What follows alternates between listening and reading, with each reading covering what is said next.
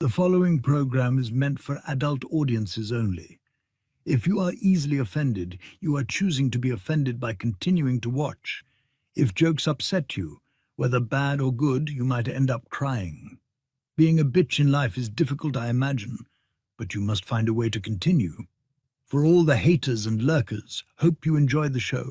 For the bigot army, enjoy the show. Don't be a pussy. そうだ。テレビつけてもいいぞ。冒険アニメ。よりによって。サイレンサー付きの拳銃だと。ワクワク。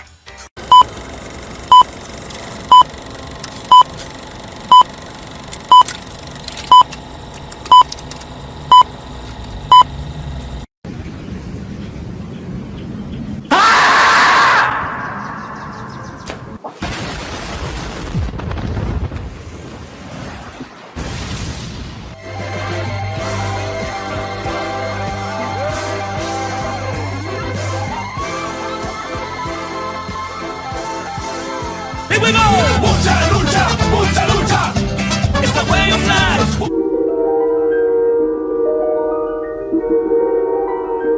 There is a fifth dimension, beyond that which is known to man.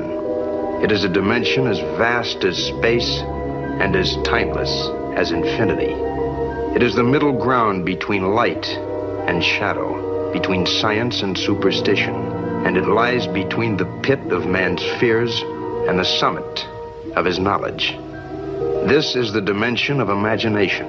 It is an area which we call the Grifter Zone. Good moo! Oh, you found your moo! My crew is big and it keeps getting bigger. That's 'cause Jesus Christ is.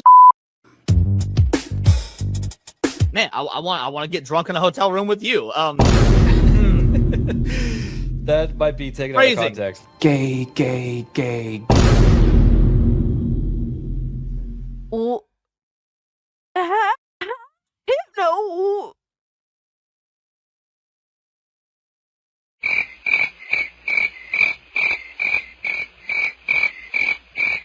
How is it my fault? What? The bracket gifted this and I'm immediately called an anti-Semite? Come on, dog.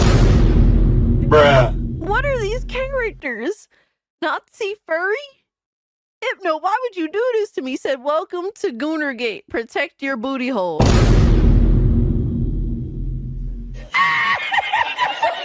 What's up, nerds? It's Alyssa Mercante, Kotaku senior editor, and nobody even wants you here.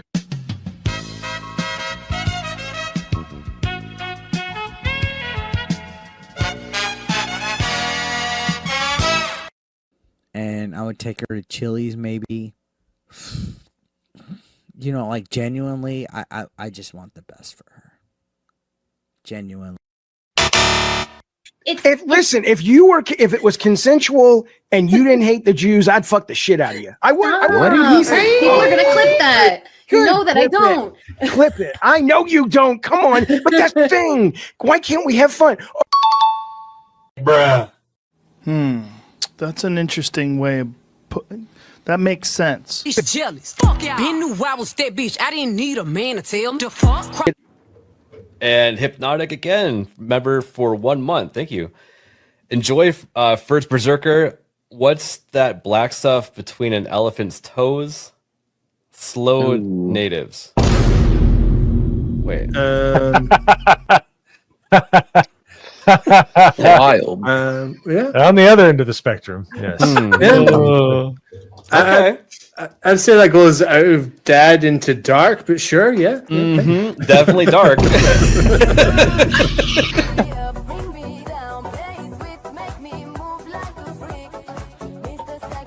Somebody replies and it says, "This is embarrassing." And he says, "Not as embarrassing as your take on trans kids. It was not researched. It was cruel and it had no basis in facts. So forgive me if I don't take all your takes that seriously." Who's this person? Bruh. Look at the fucking thumbnail.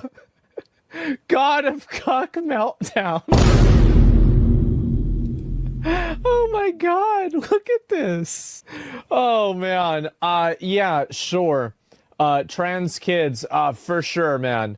Right, but you're giving an opinion on an article with a headline that's inflammatory. So the fact that you're giving an opinion on what's on screen, Did I focus on the inflammatory nature of the headline? Well, can I assume that everything in this article you would agree with? You shouldn't assume. It makes an ass out of yourself and me.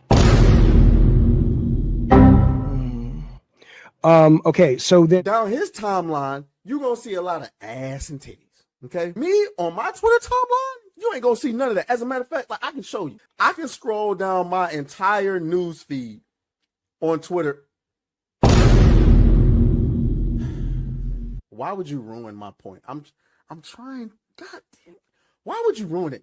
I didn't do that. I don't know who this chick is. Why would you do that? I can't even edit it out. Ladies and gentlemen, we got him. Someone you love been canceled? Have you been the target of online harassment because of something you said or refused to be compelled to say by the mob? Did you mistakenly think you could be an individual, form your own opinions, and keep all of your friends? Titty Did your social sprinkles. credit score tanked because you had a conversation with, subscribe to, or follow someone who suffers from wrongthink? Have you been called a literal Nazi because you think taking care of one's physical health is important? Have you tried apologizing for your transgressions only to find out you actually poured gasoline on the they-them flames? Have you ever had a politically incorrect thought or, heaven forbid, made an off-color joke? Well, we here at the Office of the Cancelled are here for you. As a member of the club, we offer exclusive trading cards, flak jackets, lapel pins, access to bomb shelters, as well as audio tracks from based artists that are sure to pump you up for a day at the range and get some of that much-needed two-way therapy. Remember, folks, you're only canceled if you let yourself be canceled, and every one of those collectivist NPCs can go fuck themselves. Eating the dogs, they're eating the cats. Eat the cat, eat the cat. I'll wait some time because the longer we wait, like the more realistic it'll be, you know, when he comes back to life. The touch of the black man in a woke story. The God hand shining down, shining upon thee. White man as you lay down. Cis white man and couple in background. Understand the power of a black man is a God hand. Pro-black Twitter I breathe life into you. One touch is not enough from greatness. One touch from the black man. Watch me do it again. Kneel and be amazed at the touch of the black man. I bring life. I bring life. pro-black Twitter hoes. That's right! That's right! Robocock, don't clip that, no! Bruh. Oh God, that's getting clipped. Hey, yo, what the fuck? Oh shit. I was doing so good tonight too.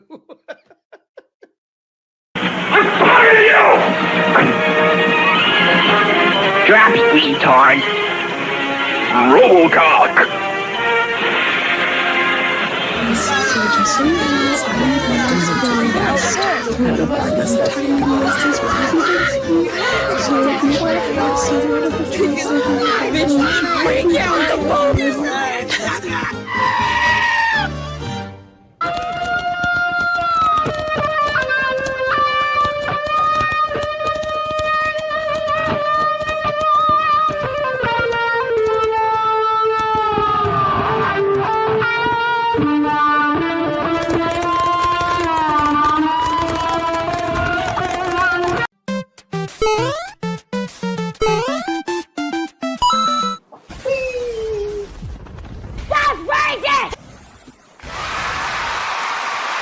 All right.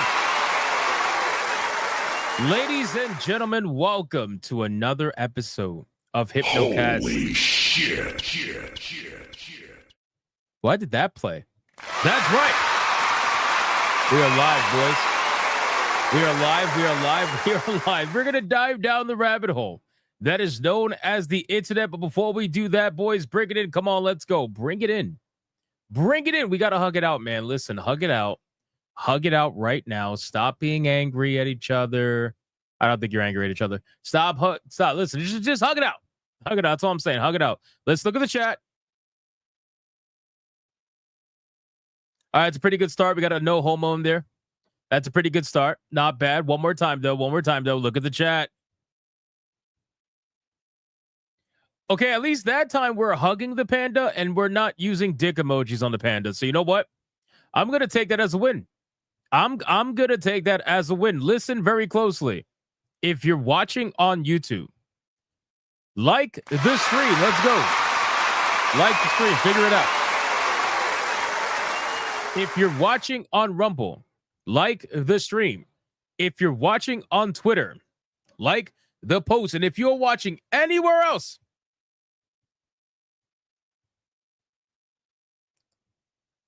you just joined Collective Shout. Like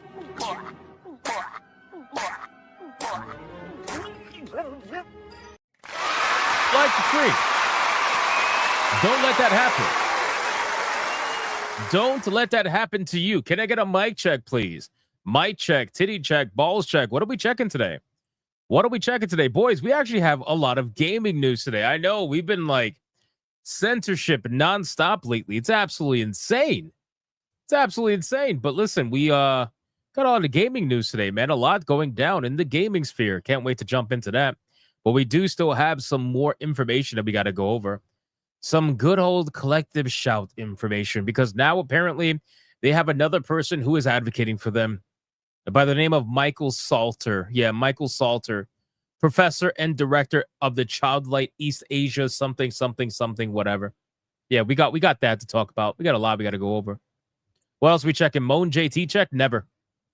Gina Carano wins check? There you go. Guno check? Nice. Disney needed to have their emails exposed. Yeah, right. Like that was ever going to happen. Slept all day check? Dude, I'm so jealous of you, old man Cad. I'm so jealous of you. Korean and Japanese most check? Very nice. Annie check? There you go. Check? There you go. White pill check? Nice. Mexico joined the censorship train? Yeah, I'm not surprised. 96,000 subscribers check? Yup. Yes, we are. Disney Discovery check? Nope, never happening. Save hentai check? There you go. Clippy check? What the fuck? Fart and shit check? What? Did you see the UN response to Collective Shout check? No. Nope. DoorDash check? Very nice. Fat joint check? There you go. Keep fighting check? Always. All right, guys, listen, our ESG scores are at their maximum. We are fully funded. Like the stream. Let's go.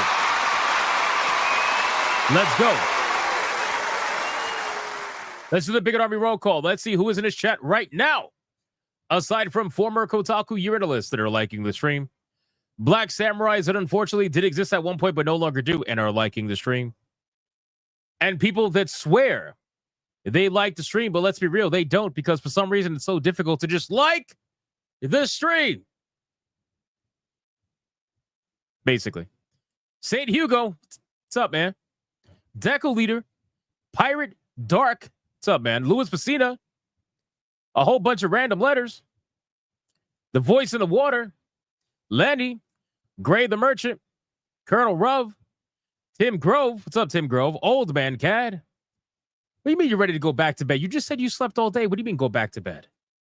P. Drake, Monkey Man 04, Limitless Andre, Colonel Ruv, Blue Octopussy, Akaros, Odin Dark number 2, Backbone EJ8, Ali Kusanagi, Soul Reaper 2078, Anime Mania 500, Rye Guy over on Rumble, Beautiful Zexel, The Gaming Wolf 87, Lenny, Ravixi, Audio Pollution, Paul Q. What's up, Paul Q? We got Faye, Fun with Collecting, Valerian over on Rumble, Nick Havoc, Adam Juman over on Rumble, Sir Loins over on Rumble, Oliver Adam, Colonel Ruv. We got Sleeping Nova, Jeremiah Maxwell, Cave the Goudet Queen, Adair Soto, Matthew with the Hero Priest, We got the Gaming Mason, the High Priest of the Cult of McDuggins. Luck E. Zelosi over on Rumble. Democulus over on Rumble. Hypnotic and Rapture. Frenchie 07. Craig Browning. Collective Post-Wall Karens. It's your birthday? Karens don't have birthdays. Happy birthday. We got Yamato 85. We got Cyberite Joku. We got True Aztec Warrior. We got Miss Lunatic. We got Radio Chip. Studi Mims over on Rumble. We got Tim Grove again. Hypno's Cat. We got Crash Collins over on Rumble. We got Winter Blacklight. What's up, man? We got Smokey Ninja 4. We got Clap Douglas. Mad Fun Cool. We got Bell saying howdy. How you doing, Bell? How you doing? Toxin says that's depression. Benedictus Prime.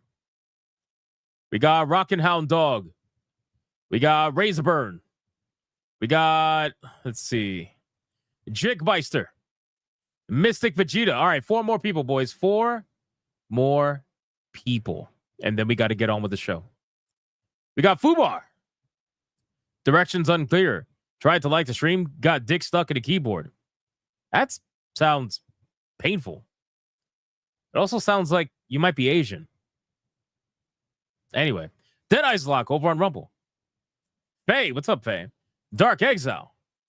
Snooty Mims over on Rumble. Meow Nations, when are you going to play Battlefield 6? When it releases. Saku Kocho. We got... Who else is here? Let me see. Let me scroll down. BJ Cans. That sounds interesting. Crystal Hearts. How you doing, Crystal Hearts? Hope you're all right. Anti-Federalist Pain over on Rumble. And last but not least, we got Chris Cafill. We got... Who else is here? Reaper Knight. Raziel. Elemental Enterprise. Gasher Man. What's up, man? Who else is here? Hypnotic and Rapture over on Rumble. John Bond Zombie. What's up, dude? Mr. Melancholy. Derek Smith with the GG. Alucard. And Randall Kildare. And Melody Johnson. And Death Scythe. And Missouri Johnson. All right.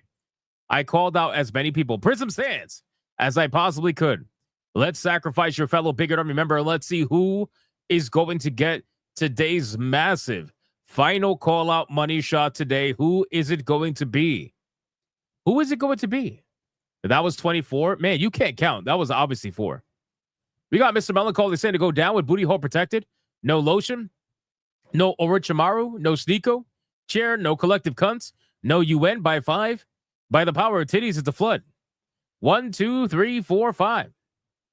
Gaming Wolf. No Diddy. No Jaffe. No Call of Duty. No Evil Censorship. No streaming subscriptions. No Uno reverse card. No back to sender. Booty hole protected. Full protection jutsu on. To go down times 4. 1, 2, 3, 4.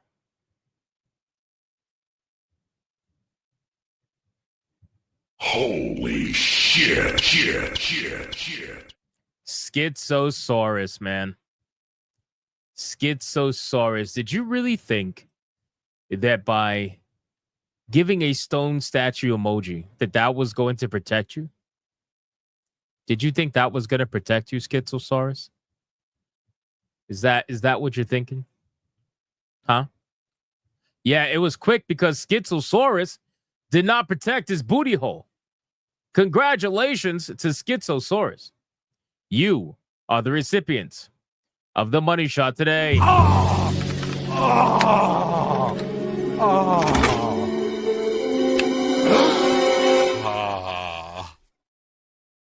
What the?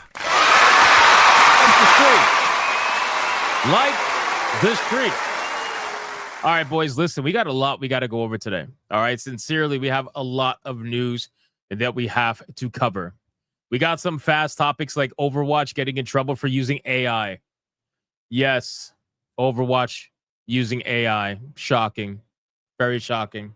We also got Nintendo being Nintendo and coming down on a charity that was utilizing their games for over 9 years to raise money for charity.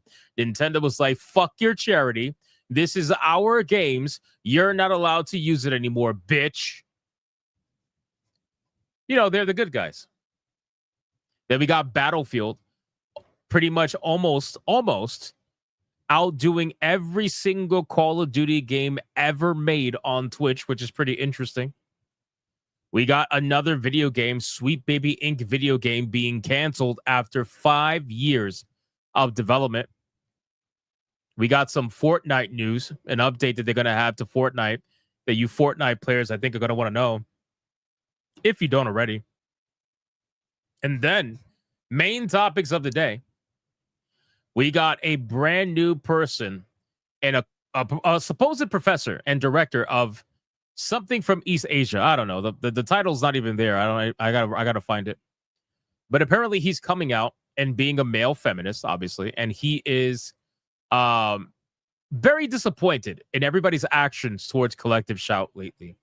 So Collective Shout obviously shouted this guy out, saying he stands with them, as if, you know, this is like a them versus us kind of a thing. So I figured I would go over that. Some Savvy posts related to it, some Haley posts related to it. We got a lot of shit, and very awkward selfie from the founders of Collective Shout, by the way. We also got to talk about Bungie. Bungie has officially hit the find out part of fucking around and finding out, where after the abysmal reception of Marathon, and after getting caught stealing damn near its entire identity from a random artist on Twitter, apparently Bungie is going to be officially absorbed into PlayStation Studios and will no longer be ran as an independent subsidiary as originally planned when PlayStation bought them. So we're gonna definitely talk about that. And we also got some Star Wars Outlaws news. This one's funny. This one's funny. There's a petition out there. Okay, there's a petition out there to get Star Wars Outlaws 2 created. Okay, Star Wars Outlaws 2 created. And according to all the gaming Eurydice, this petition is blowing up. It's blowing up, guys.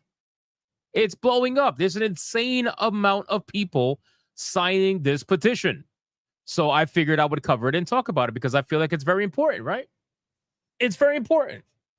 It's very important. So that's it for today's lineup. We got a lot we got to go over, man. Today is going to be wild. Now, normally, this is when we do the retard of the day. And here we are. The fate of the planet is in the hands of a bunch of retards I wouldn't trust with a potato gun. But unfortunately, believe it or not, over the span of 24 hours, I haven't gotten pretty much a single negative comment on any of my videos, which was shocking. I scrolled through hundreds of comments, just expected to get one hate comment, and ironically, I didn't get one, which is insane. And then I looked at the like to dislike ratio, and we're at a 99% for every single video. So I'm like, oh, well, I guess there's no retard of the day. They're getting smarter. They're getting smarter, ladies and gentlemen. They're getting smart. But it's okay. It's okay. We will get them next time. Don't worry about it. Bullshit? No, I swear to God. I swear to, I literally looked through hundreds of comments. I'm like, there's got to be a retard here somewhere. There's got to be one somewhere. Nope. I'm sure I'm going to get a bunch of fake ones now. They're going to be like, call me out. I'm a retard. But it's okay. In any case, with that being said, now we get to do the #1 segment on YouTube. We get to do the #1 segment on Rumble. The #1 segment all around this entire galaxy. This segment is none other than the pre-stream legend. Money, print money, cash, money, wealth, capitalism, raise a bunch of money, more money, heaps and heaps of money, print money, cash, money, wealth, capitalism, raise a bunch of money, super chat, money. As salty as the sea, calling us no code names. SJW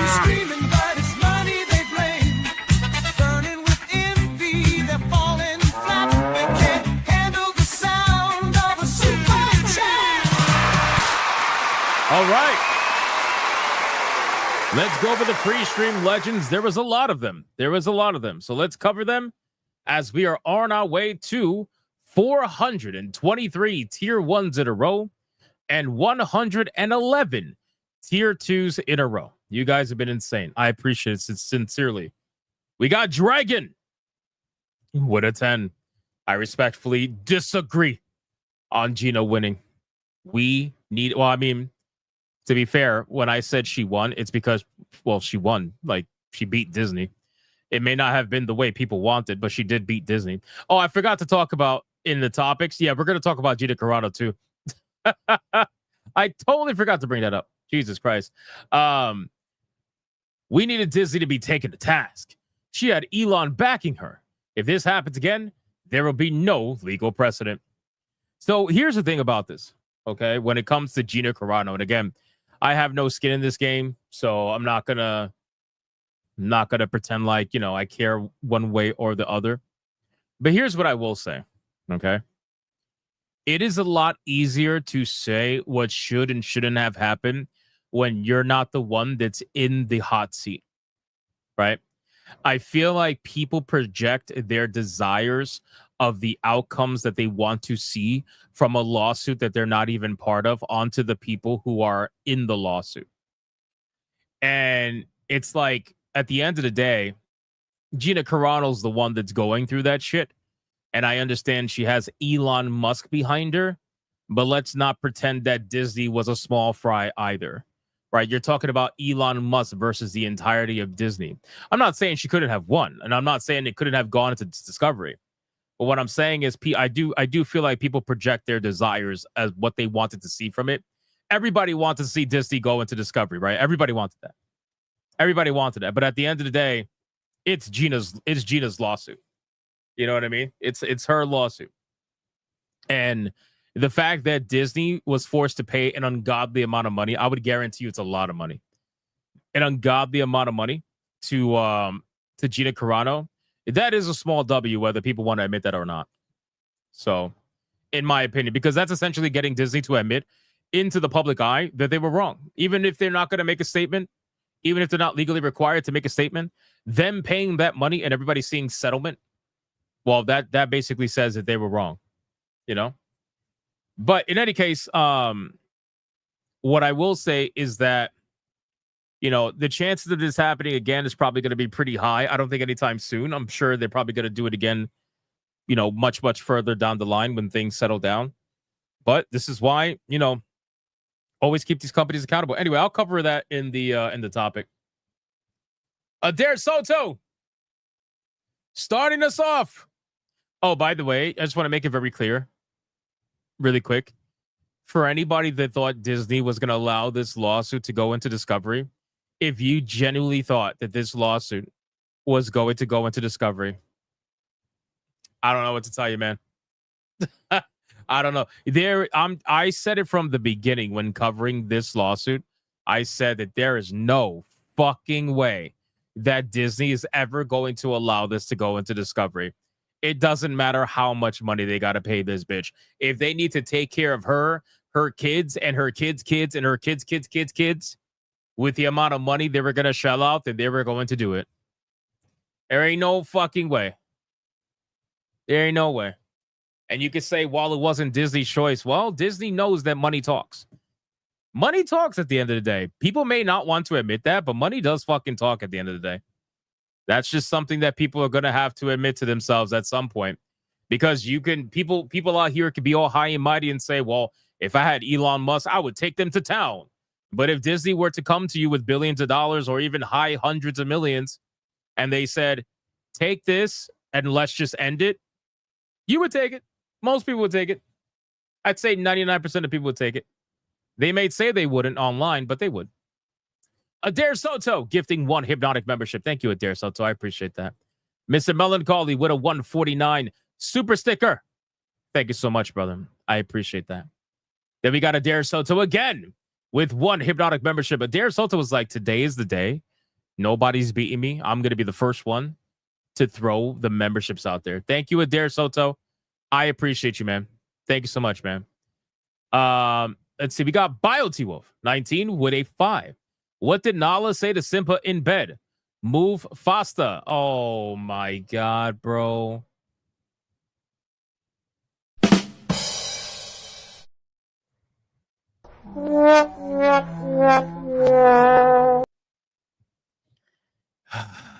Man. All right. All right, BioT Wolf. All right. Ryan with 4 months. It looks like you're amassing a pushback on censorship.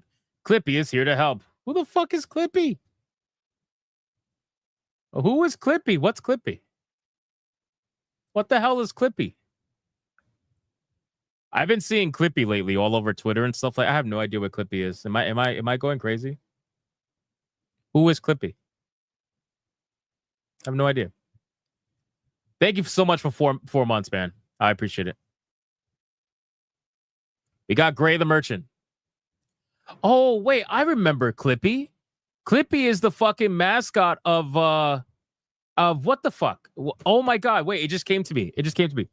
Clippy is what you call it? Microsoft's, I think Microsoft's mascot. Right? He was the motherfucker that used to come out of the little corner of the paper. Remember that?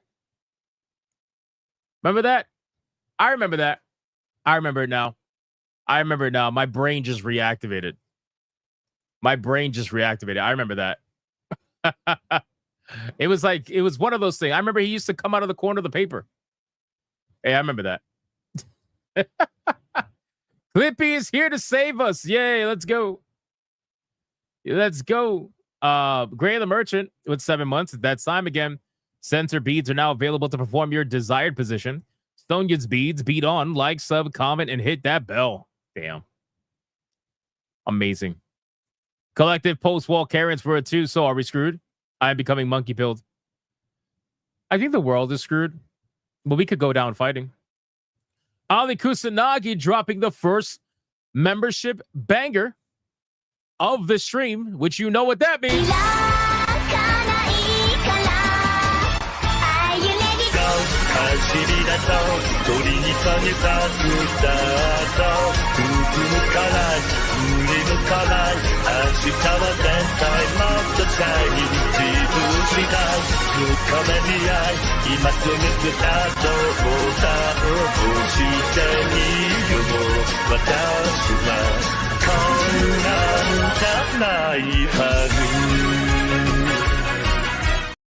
Shout out to Ali Kusanagi.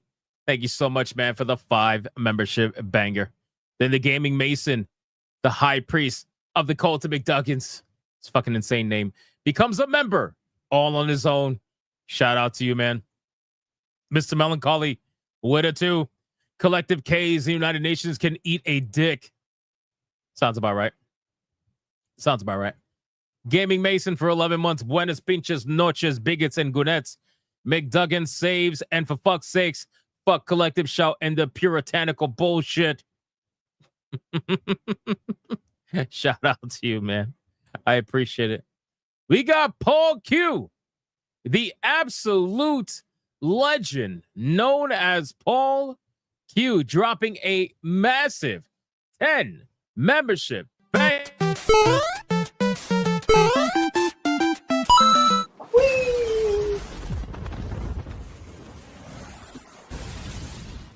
Shout out to Paul Q. Thank you so much, man. I appreciate that. That is very helpful.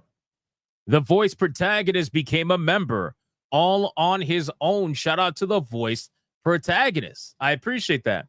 Beautiful Zexel with a 5. Goonergate, Gamergate, and Kotaku or gaming journalist. Here's this Bigot Army message. Off is the direction you can fuck. I like that. Shout out to you, man. We got Colonel Ruff for 5 months. Sir, I'm getting flooded with requisitions for anal beads and Hypnotic brand coffee. I recommend we capitalize on it at once. Also, we send over all the heresy smut to the Heretic Collective Shout. That's insane.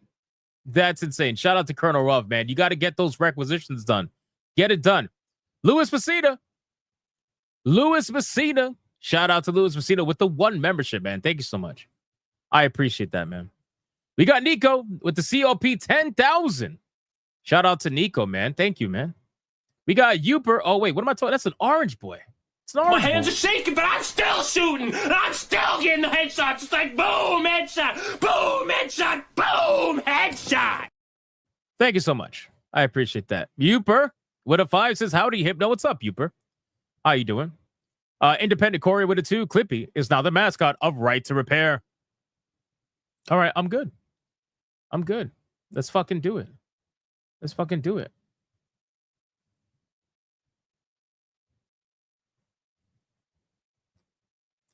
Low key, I'm kind of giving up with the censorship. Like, it's obvious all of this is planned, and no big YouTubers are talking about this, so no one is fighting. Well, there were some big YouTubers that were fighting and talking about it. But truth be told, those bigger YouTubers, they probably just don't care. To be real with you. But just because they don't care doesn't mean you should give up. But I understand. I understand it's tiring. I get it. It's very tiring. I understand. But that's why, hey, let other people fight for you then. It's okay. It's all good. But people are fighting. Just look at the fact that it's constantly trending on Twitter. Visa and MasterCard had to put out statement. I mean, these guys are like, I watched a video today of someone called Visa, or I don't know if it was Visa or PayPal, but they got hung up on like fucking 5 times. Didn't Moist cover this? Yeah, I think he did. Asmongold talked about it. Yeah, no, there's big people talking about it. There's definitely big people talking about it. You know what I mean? But I understand. It's tiring. Just chill back, relax, have fun with us. We're going to be talking games today. We're going to cover one censorship topic, but the rest is going to be games. Sit back, chill, relax, hang out with us, man. You're going to be all right. We got you. We got Dragon with a 10. Yup, if anything like Gina Carano will not support them and just tell them to suck it up, Buttercup. Facts. Shout out to Dragon for the yellow boy. Thank you so much. Yeah, I agree. They definitely are counting on people getting tired, for sure. For sure. James up with a 5. Disney would do this. Take this ungodly amount of money, or we will use it to drag this out forever.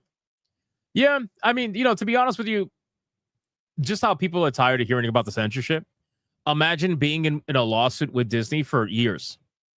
You know what I mean? How tiring that must be. Like the thought of dealing with lawyers with years on end, right? And then imagine it gets to Discovery. Now you got to deal with all that shit for another couple of years on end as everybody goes through your entire fucking life and compiles everything to try to win a case. It's you know, it's not easy. It's not easy. It all, like, people get tired. You know? But that's why I'm psychotic. Because I don't get tired very easily. God knows I fucking get beat down by YouTube every fucking day for years. YouTube's like, oh, you're growing? Hold on. Give me a second. Let me just hit this off button really quick. Now you could deal with that for the next, I don't know, what sounds good to you? 6 months? Yeah, that sounds good. That sounds good. I know you were supposed to hit 100K in April of this year, but you know what? How about we just turn you off a little bit? Oh, man. But I am a stubborn motherfucker. Extremely stubborn. But thank you, James. Louis Patina with a 2. To Colonel Ruv, remember, darling, Nurgle loves you. Shout out to Louis Patina, man. Appreciate that. Oh, look at this guy right here. Look at this absolute legend right here. We got the one and the only mega legend, Bud, with not 1, not 5, not 10, but a 20 membership ultra banger. Guys, listen, if you're tired, if censorship is beating you down, I just need you to pay attention to this clip for a few seconds. It'll wake you right up.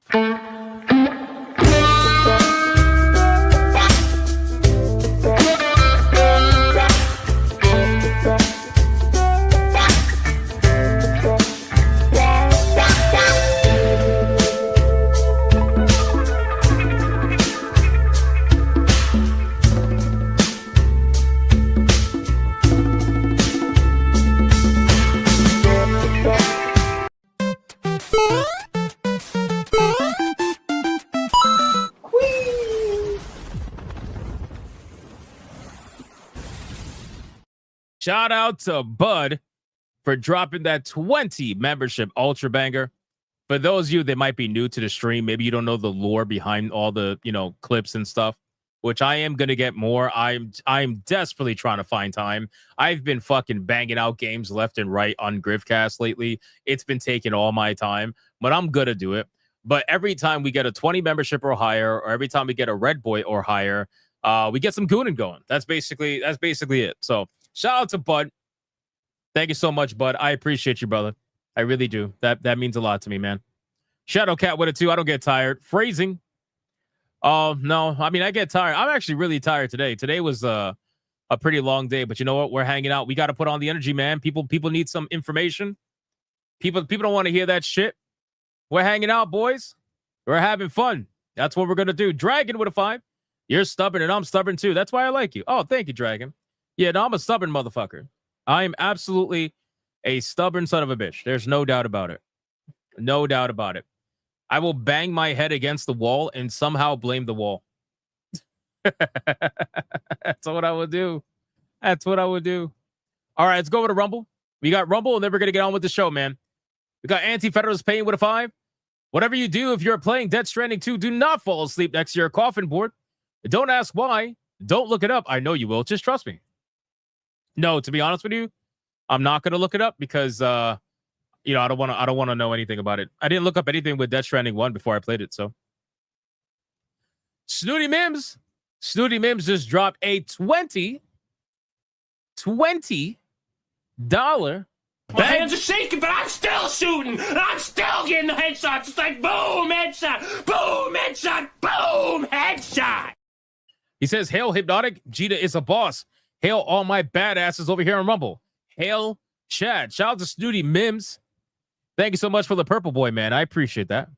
Grade the merchant for $1. Congrats to Gina. Sucks we can't get into Discovery. In honor for victory, we're providing the Yominger special. Endless beads to pull from Disney's ass forever. Sonya's beads. Beat on, folks. Jesus Christ, man. People are obsessed with Sonya's beads. Anti-Federalist Pain gives 1 Hypnotic membership. Shout out to Anti-Federalist Pain. Snooty Mims gives not 1, but 2 Hypnotic memberships. Thank you, sir. Appreciate that. Adam Juman for $1 says our governor in Wisconsin is billing the Canadian government for the wildfires because of the air pollution, and we are suffering poor air quality. Oh, man, be careful out there. Be careful out there, especially if you're asthmatic. Anybody asthmatic, be careful. Anti-Federalist Pain with $1. To clarify my last super, I'm not trying to spoil anything. I swear Kojima was forced to put woke shit into Death Stranding 2, so he made it specific, and Kojima the fuck out of it. Oh, I was like, what? Wait, what is that word? Maybe. Although to be fair, Kojima, he's got a little woke. He got a little wokey to him. So, Sir Loins with a 5 from now on. We G-checking the engineers the rest of 2025 and all of 2026. That's crazy. That's crazy. Adair's Holton with $1. I got another joke. What's the difference between a park bench and a black guy? A park bench can support a family of 4. Oh my God.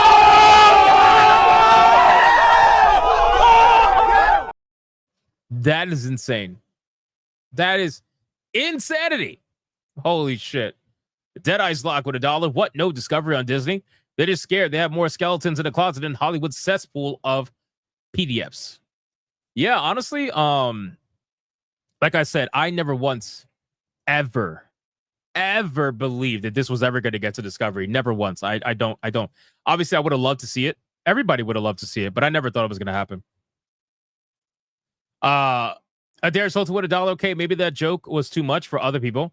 I have another one. Knock, knock. Who's there? Cal says who? No, silly. Cal says boo. Booty Adam.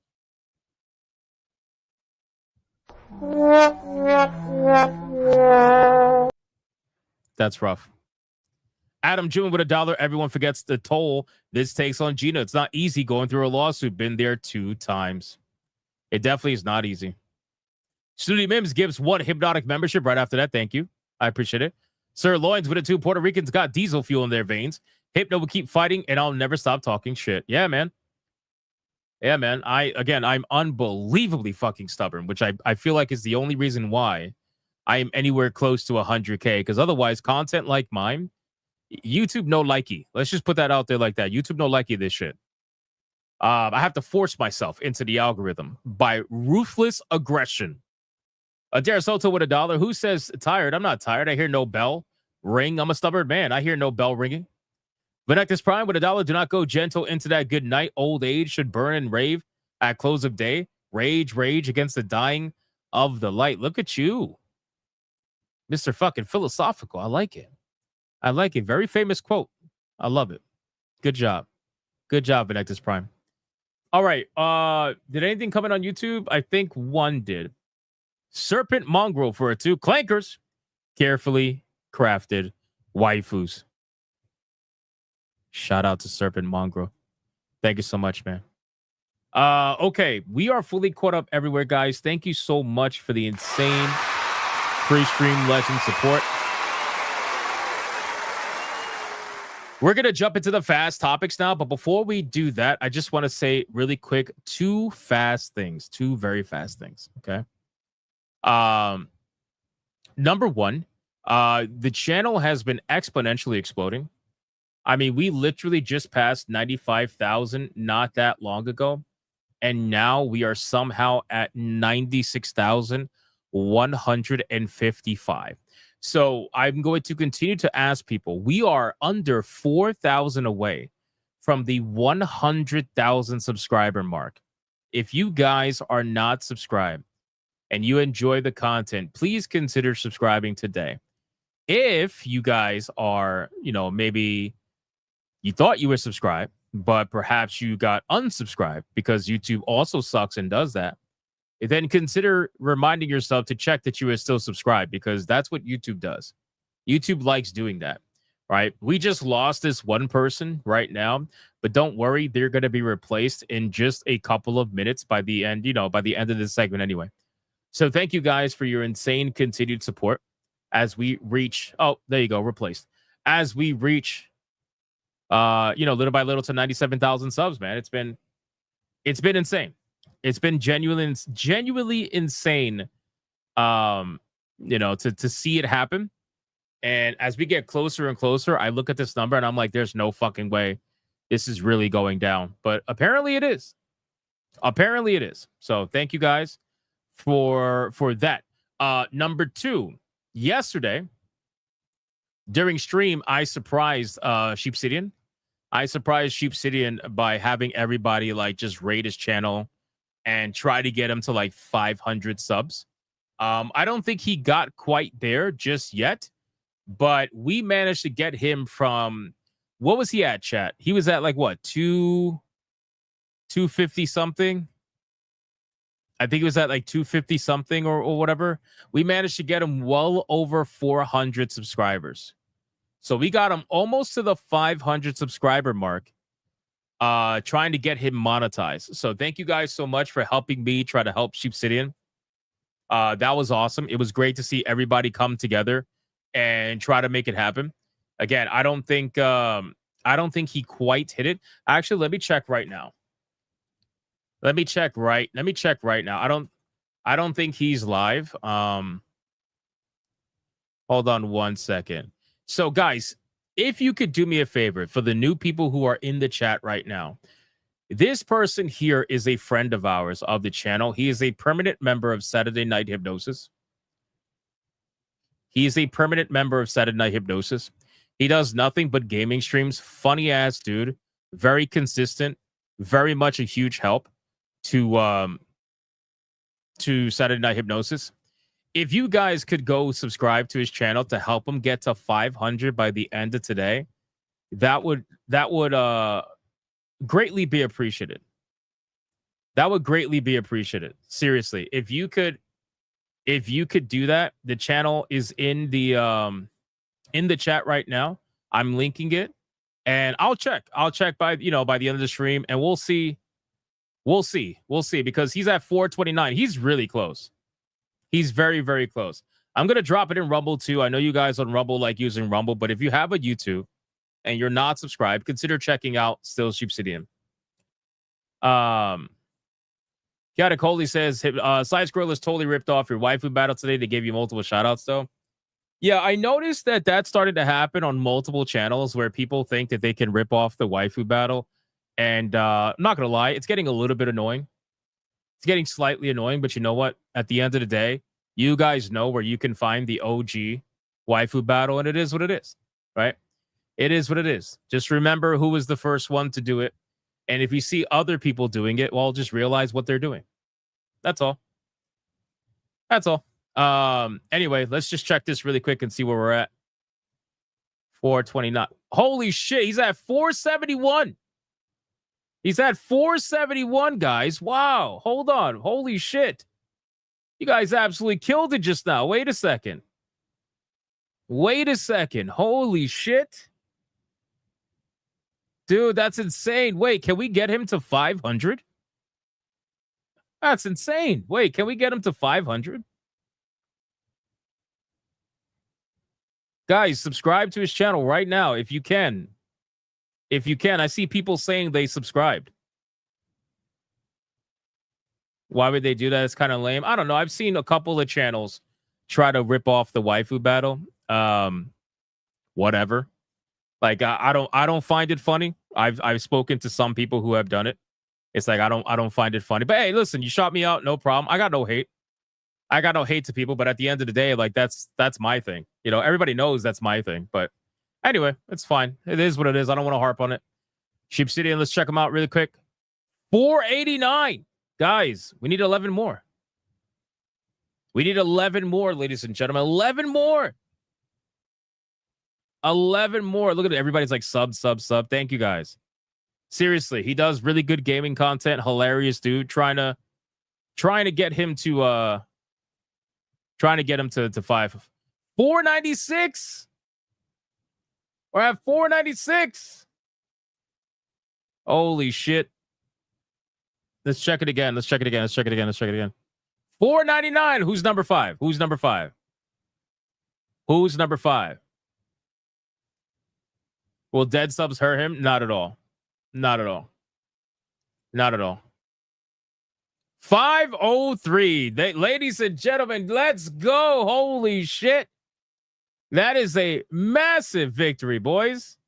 Massive victory. Let's fucking go. Hell yeah.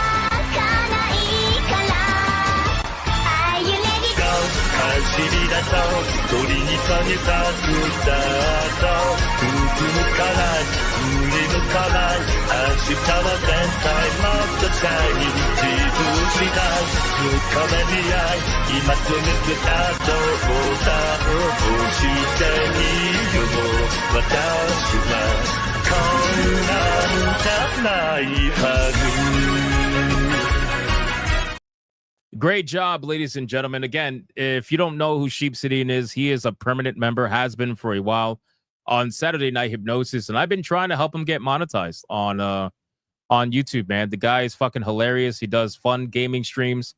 Sometimes he does tier streams. He's overall just good guy, and I just felt like helping. That's all. I just felt like helping. Congratulations to Sheep City and over 500 subscribers. That's badass. Let me refresh one more time. Hold on. 515. God damn, you guys are nuts. You guys are nuts, man. Thank you seriously so much. All right, let's get to the content, boys. Let's get into the content. Forget about the whole Waifu Battle shit. All right. First things first, let's cover I'll catch up on the rest of the super chats after the fast topics. Fast topic number one.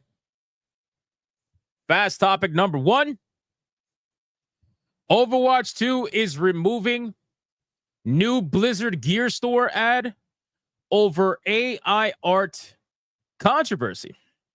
Now, I actually find it a little bit hilarious that they're doing this because, you know, with the whole merger that happened with Microsoft and whatnot, and how much Microsoft has gotten caught utilizing AI in the past, even for their hiring ads, by the way. I'm not shocked by this, right? Like, if Microsoft was willing to use a terrible photo for a hiring ad, then I feel like it's pretty obvious that they would use AI in damn near everything. But anyway, Overwatch 2 recently caught some flack for using an advertisement with seemingly AI art for its new Buzencow U2's plush. Though the ad was removed shortly after it was posted, Overwatch 2 fans were quick to notice the use of the controversial tool when it first appeared. The inflatable cow found on top of one of the buildings in Overwatch 2 Busan map is one of the most popular doodads in the game, thanks to its charming appearance and entertaining jiggle physics when hit with projectiles. To capitalize on a beloved set piece, Overwatch 2 recently partnered with collectible creator U2's to immortalize the Busan cow in the form of a 9-inch stuffed animal. However, one of the advertisements for this new product created some controversy due to what appeared to be the use of generative AI. You know, it's wild, man. AI is a topic that is almost as hot as censorship, in the sense where there is so many people on all different sides of the aisle covering the whole AI, business in gaming. But the simple truth is that AI is being used heavily in a lot of gaming studios right now. We saw thousands of people get fired from Microsoft and replaced with AI. It's not even a joke, bro. It's not even a joke. This is why they had that strike. If you guys remember, they had that strike about a year back where they were trying to specifically, protect themselves from AI. They're still trying to do that now, but they're not being very successful. But this is why they were doing it, because generative AI is going to definitely take a lot of jobs. It's only a matter of time. Shortly after launching this plushie, Blizzard shared an image of it on the official Overwatch 2 Twitter. Gamers quickly noticed that the background appeared to have been created with generative AI, featuring distorted images of Overwatch 2's heroes D.Va, Tracer, and Genji. From the clearer picture preserved and shared by Overwatch Cavalry without the Busan Cow plush, the three heroes sported inconsistencies in their armor designs, with Tracer's face in particular looking especially uncanny. So if you look at this photo, let me see if you can make this a little bit smaller. If you look at this photo, you can kind of see that, yeah, I can kind of see it. I can kind of see this looks a little bit odd. This does not look like Tracer at all. It definitely looks like it was generated with AI. No doubt about it. Needless to say, fans were not happy. The comments quickly became flooded with criticism of AI art, with the vast majority of players being displeased by Blizzard publishing art using the Divisive tool instead of simple background art of the Overwatch 2 map. Why would you even use AI when you have so much art that's available to you to utilize for this post? I literally don't see any reason why. I mean, she's got a fucking unibrow. Tracer's got a fucking unibrow in this picture. You guys see the unibrow? Like, what's the deal here? Like, you have all this art that you can use. You can literally put any background on it. You can blur it, and then just put text over it. I just don't understand why they would even bother doing this in the first place. It's kind of stupid. But I mean, anyway, this is how lazy a lot of these studios have become, to be honest with you. And you know what's sad? You can look at this and you don't even have to look very hard. You don't got to look very hard. You can literally look at it and see, yep, that's AI for sure. She's got a fucking unibrow, bro. It doesn't take much to tell that that's AI, So I just thought it was absolutely insane. But in any case, I just wanted to share that with you. All right, boys. Next topic. This is a fun one. Oh, man. I know you guys love Nintendo. Come on. Nintendo's everybody's favorite company here. Don't lie to me.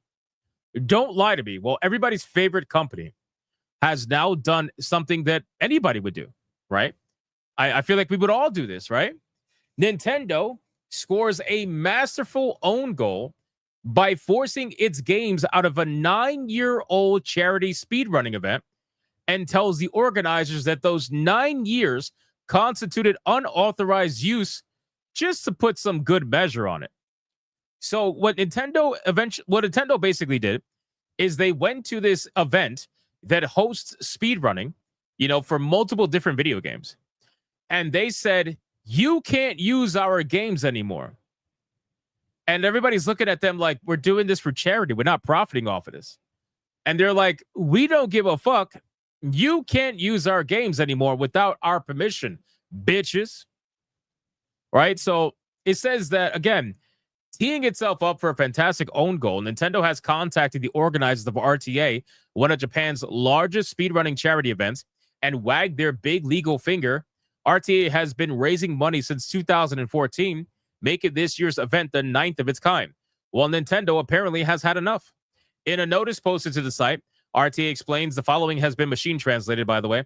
RTA in Japan has previously used Nintendo games, but on June 13th of 2025, Nintendo pointed out that the use of the Nintendo games by a corporation requires prior permission, and that our previous use was without prior permission and constituted unauthorized use. So I'll tell it to you like this, okay? Obviously, from the outside looking in, as a person who is not from Japan, this would obviously look really fucked up, right? This will look really fucked up, and I feel like rightfully so. Even if you are in Japan, I feel like this is still kind of fucked up, right? However, the hilarious thing to this is that in Japan, they are so damn strict. They are so damn strict when it comes to their copyright law that they are absolutely, positively going to do this without even thinking twice. And they're always going to think that they are in the right, no matter what. That's just legitimately how it goes. Like, Japan does not fuck around with anything remotely related to copyright. It is not even close to being the same as it is in the US, right? Like, Japan does not have fair use. There is no fair use, right? So them doing this is not very shocking to me, or I feel like to anybody, but it doesn't mean that it makes them look good. It makes them look like shit, to be honest with you. Like, it's a charity, bro. Like, they're raising money for a good cause. And you're over here like, you know what? After 9 years, we're suddenly going to have a problem with it now. Like, we're gonna have a problem with it right now. We waited 9 years to tell you, but hey, at least you know about it now. So in any case, what's happening is that the people that are behind RTA, they're in talks with Nintendo. They began discussions with Nintendo regarding permission for this whole thing. But at this point, honestly, it's like, I get it. It's hard because one of the biggest games for speedrunning is Super Mario 64. So to not have that game in the speedrunning community, it's a bit of a pain in the ass. But this is what Nintendo does, man. They're gonna wave their legal finger around. Nintendo has waved their legal finger around more this year than I've ever seen them in the last like 5 years. It's honestly fucking crazy. So what's next? Nintendo kills puppies called Mario? That's crazy. Maybe. Anyway. Yeah, Nintendo's gonna run war, bro. Nintendo will absolutely want money. Can you imagine that? Nintendo will be like, you can use our games, but you have to pay us a royalty from the money that you raise for charity, bro. Oh my god, man, it's so sickening. Anyway, Battlefield 6. Let's talk about Battlefield 6 really quick. So Battlefield 6 is doing very well, and it's just for an open beta, by the way. It's not even for the full release of the game. But Battlefield 6 has beaten almost every single Call of Duty game ever made in terms of Twitch stats. The amount of viewership for a Call of Duty, for a Call of Duty versus Battlefield is just, it's crazy. It's crazy. The Battlefield 6 beta commented earlier today, and it has been skyrocketing all day in social media and streaming circles. The game has become one of the most highly anticipated first-person shooters to emerge in several years. I mean, fuck, bro. Kata was streaming this game for like 8 hours. I don't know if you guys saw that, but Kata was streaming this game for 8 hours, bro. Even more than that, probably. You know? As the beta unravels, scores of fans are taking to Twitch and YouTube to watch streams as they await the open portion of the beta to kick off. As I write this, almost 850,000 people are watching the beta on Twitch alone. 850,000 people. Guys, do you know how much that is? Do you know how much that is? Dragon Age the Veilguard, with all of the negativity around that video game and the amount of people that were watching and mocking it and making fun of it and everything, that video game only managed to hit 350,000 viewers on Twitch or something along those lines, right?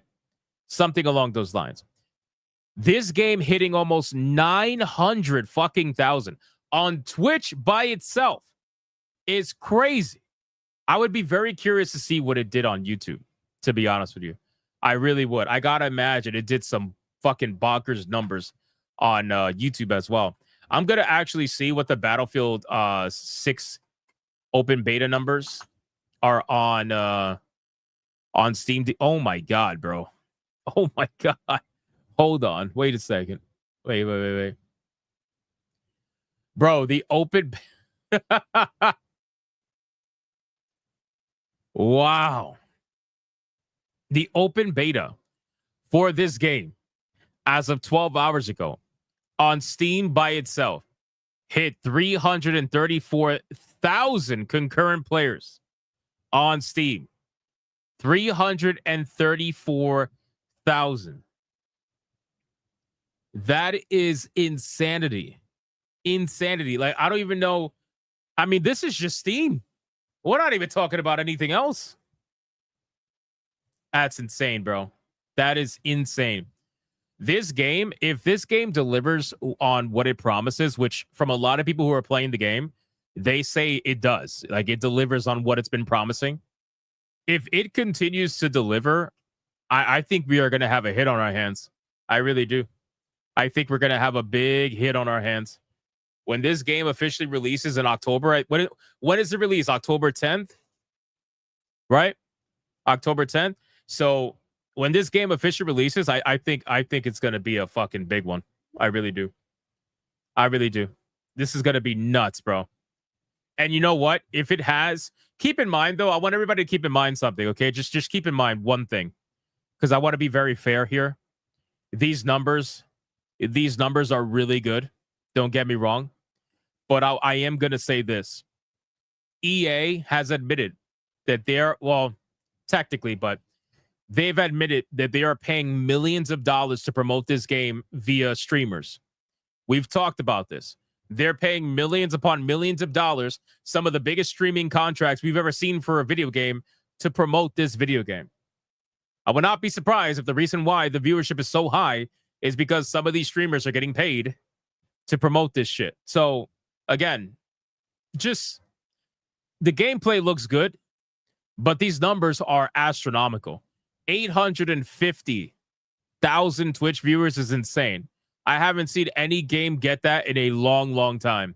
I don't remember the last game that got that, to be honest with you. 850,000 is genuinely fucking nuts. But in any case, I just wanted to share that with you so that you guys have that information. Call of Duty is probably sweating in their boots a little bit. We got a canceled game. We have a canceled game. This is very important. Old man Cat's yelling at me. Hold on. I'm going to say this, and I don't say it often. It is fun. It is fun to play, and it does everything they said it would. Good. Good. I trust you guys more, and Kada and all these guys, Alec Baldwin's finger. I trust them more than any of these streamers getting paid to play this game. We got a canceled Sweet Baby Inc. game, ladies and gentlemen. It's amazing how we are in 2025.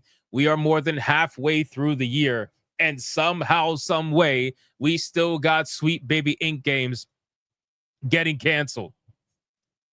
Unbelievable. So, the game Contraband. It's a video game that was being worked on at Xbox for a little over 5 years. Okay? A little over 5 years. People were looking at this game and they were like, what game is this, right? According to Stefan Tortillo at GameFile, Microsoft has recently stopped development of the upcoming game at Avalanche Studios. The report says that development, which had been going on for 5 years, is now supposedly on hold. Tortillo adds that Microsoft declined to comment on the state of the game, and Avalanche hadn't responded by the time his report went live. He also added that games from studios such as Platinum, Kojima Productions, and Asobu are still in the works, per sources. When Microsoft held mass layoffs across Xbox back in early July, the state of Contraband was one of the questions many fans had. Yeah, many fans. Many fans had that question, I'm sure. So if you guys maybe forgot, before Sweet Baby Inc. changed their website, this was on their website.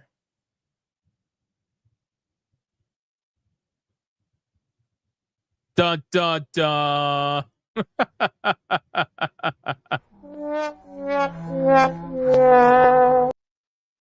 Contraband on Sweet Baby Inc.'s website. They worked on sensitivity reading, character bios, and script writing for this game. Ouch. All that sensitivity reading and you couldn't even release the game, huh? Good thing you worked on those character bios. I can only imagine how amazing and stunning and brave they are. Incredible. Yeah, all 5 of them. Yeah, fans. All 5 of the fans. Exactly.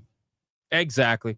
So, again, this is another SBI game that has been canceled, that hasn't seen the light of day. And still in 2025, the kiss of death that is known as Sweet Baby Inc. is still running rampant throughout the gaming industry. Granted, nowhere near as much as they were before. But they're still there and still fucking things up, man. It is what it is. It is what it is. All right, next topic. Next topic.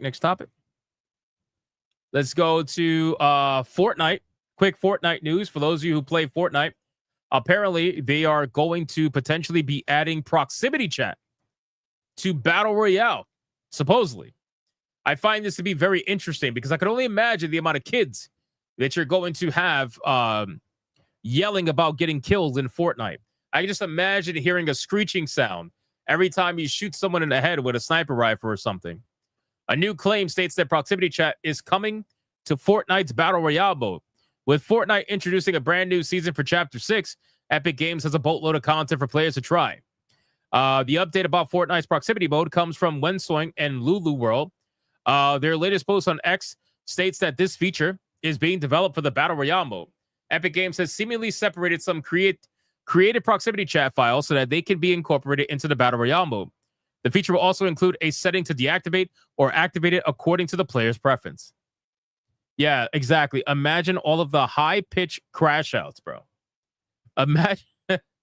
Imagine the legitimate crash outs that you are going to hear when playing Fortnite. God, I hope you... Man, for those of you who play with headphones, just be ready because it is not good. Look, even this says GG. Proximity chat is coming to Battle Royale with a crying emoji. You already know it's going to be bad. Oh, yeah. Oh, yeah. Oh, yeah. There's going to be a lot of swearing, a lot of slurs, a lot of N-word drops, I'm sure. It's going to be bad.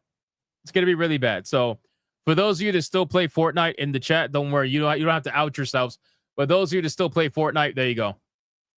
There you go. Okay. I had initially planned to make Star Wars Outlaws into a third main topic. But I'm not going to do that. I'm going to do just 2 main topics. And Star Wars Outlaws is going to be a fast topic. The reason why is because I just want to laugh together. Can we laugh together? This is the last fast topic, okay? Can we laugh together? Let's do it. Let's do it. Let's laugh together. Get ready. You guys ready? Let's get ready. Okay? So Star Wars Outlaws was a massive success. Okay? It was so successful that the game lost so much money that Ubisoft eventually ended up selling themselves to Tencent for a multitude of different flops that they've experienced. One of them being Star Wars Outlaws. Lost them hundreds of millions of dollars. They had to admit that they failed on the game in multiple earnings calls. And the player base is substantial. I don't know if you guys know that, which is why I don't understand why it failed. Right? Because we all know that the game initially came out on their own launcher. The game launched on Steam about a year later, give or take. But even when it launched on Steam, it had such a substantial amount of players playing the game that everybody knows that this game deserves a part 2. Right? Everybody knows this game deserves a part 2. If you think this game doesn't deserve a part 2, you're just a fucking bigot. Straight up. Straight up. You're just a bigot. I don't know what's wrong with you. This is fantastic numbers.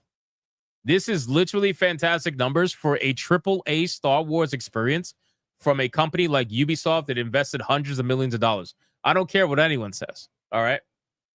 So 3,397 concurrent players for this game.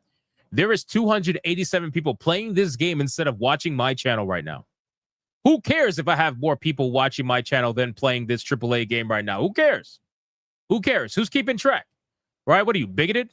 So, with all that being said, there is a petition that's out there right now. Okay? There is a petition that's out there right now that is demanding, not advocating for, demanding a Star Wars Outlaws 2. And the reason why they're demanding a Star Wars Outlaws 2 is because news broke out recently that Star Wars Outlaws, a sequel, well, that shit got canceled shortly after the first game released, right? Shortly after this game released, and it did so exponentially well. They decided to cancel the sequel because it did so well. They felt like they didn't need another one, right? They didn't need another one, right? They were fine with this one.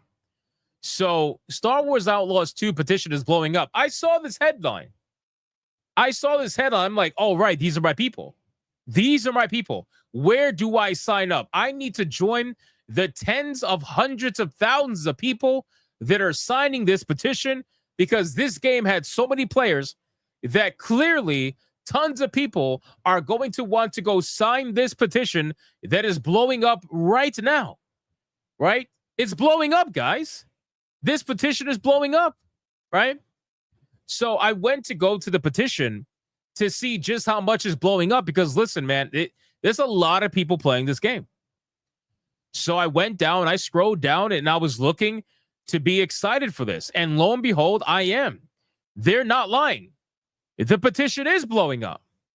This petition of people demanding a AAA studio like Ubisoft to make hundreds of millions of dollars or to spend hundreds of millions of dollars on a fucking game that lost hundreds of millions of dollars has 1,022 signatures. Guys, this is blowing up. It is blowing up right now. This is the most successful petition that I've ever seen in my entire life. This thing blew up. That's a lot of people. All right. So if I was Ubisoft, I would admit that I made a mistake canceling the game. Okay. I would admit that I made a mistake. I clearly made a mistake. I think we should invest another $200, $300 million to make Star Wars Outlaws 2 now with more buggy features than the last one. And let's put it out there. I think we're going to make a lot of money. I think we are. I think we're going to make a lot of money. That is 1,022 players engaged. Okay, I'm done. I can't I can't do it anymore. I kept a straight face. For as long as I could. You know what? Hey, wait a second. Wait a second. I know I said I didn't have a retard of the day. Okay? I know I said I didn't have a retard of the day. But you know what? We have officially found our retard of the day. And here we are. The fate of the planet is in the hands of a bunch of retards I wouldn't trust with a potato gun. Congratulations to Game Rant. You are the retard of the day.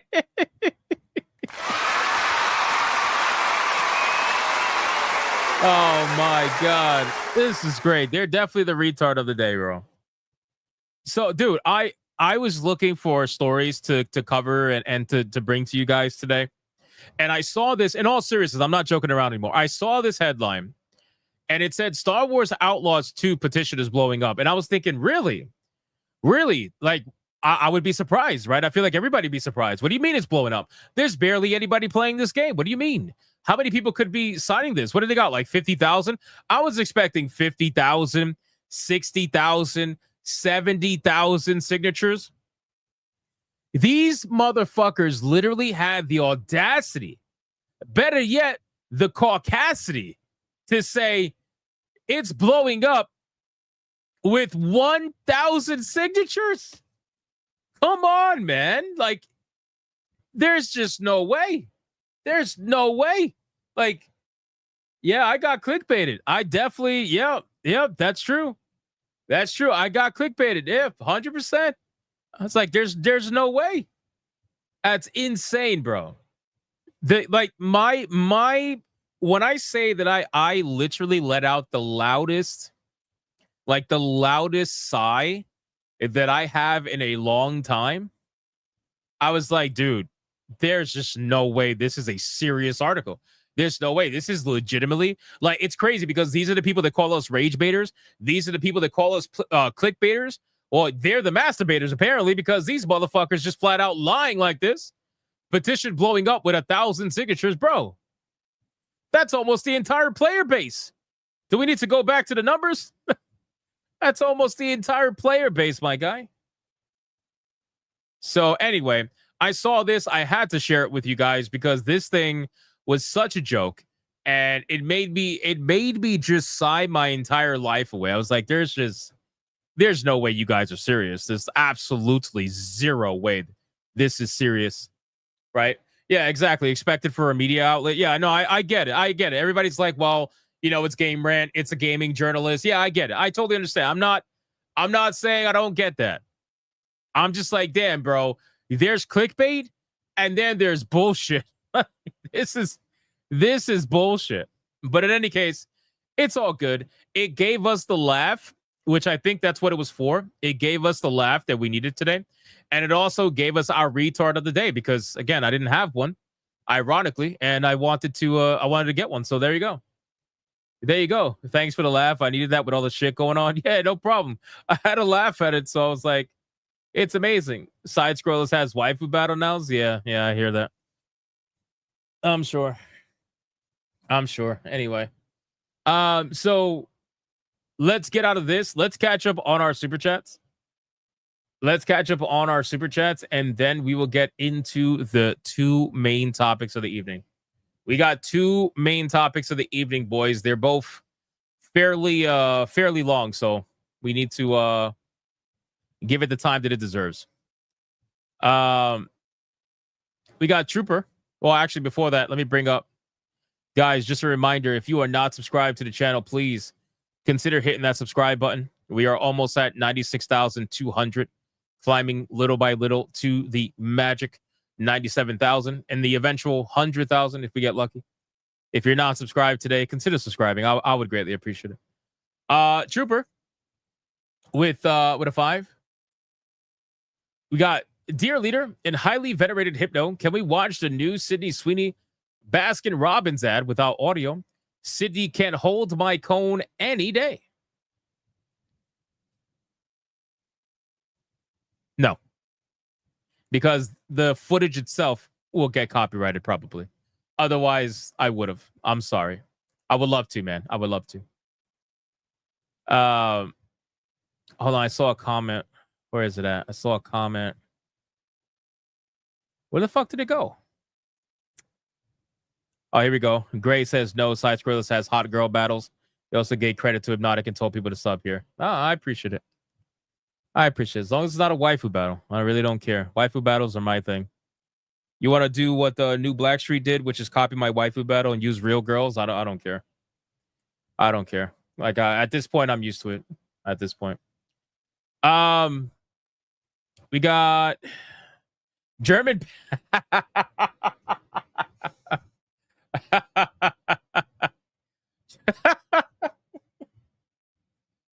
Oh, I'm sorry. That caught me off guard. German Painter for the 99 cents. Thank you, German Painter. I appreciate that. And then for $1.99, thanks for keeping the dream alive, bigots. Oh, man. Thank you. That's great. Oh, man. That's awesome.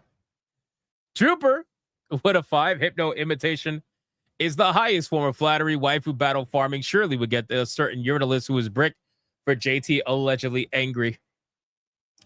Yeah, I guess. I mean, it is what it is, bro. Like I said, at this point, this is the second or third channel that has done a waifu battle inspired from me, and they're all trying to do it for obvious reasons. And it's like, whatever, bro. I don't care. Just don't touch my waifus. When I feel like people are trying to copy like my waifu battle, like to the T, that's when I get really annoyed. Otherwise, like, whatever, bro. Like, people know where to get the waifu battle from. Like, if you want to participate in a real waifu battle, you come here. That's what it is. But thank you, Trooper. I appreciate that.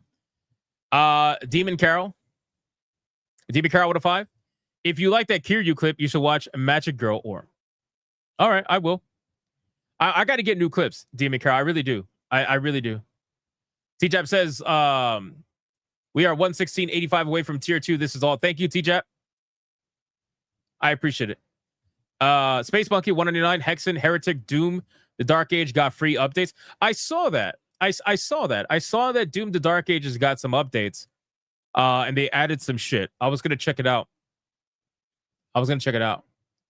UF Omega with a 5. Kata was out there putting the team on his back and then getting it blown out.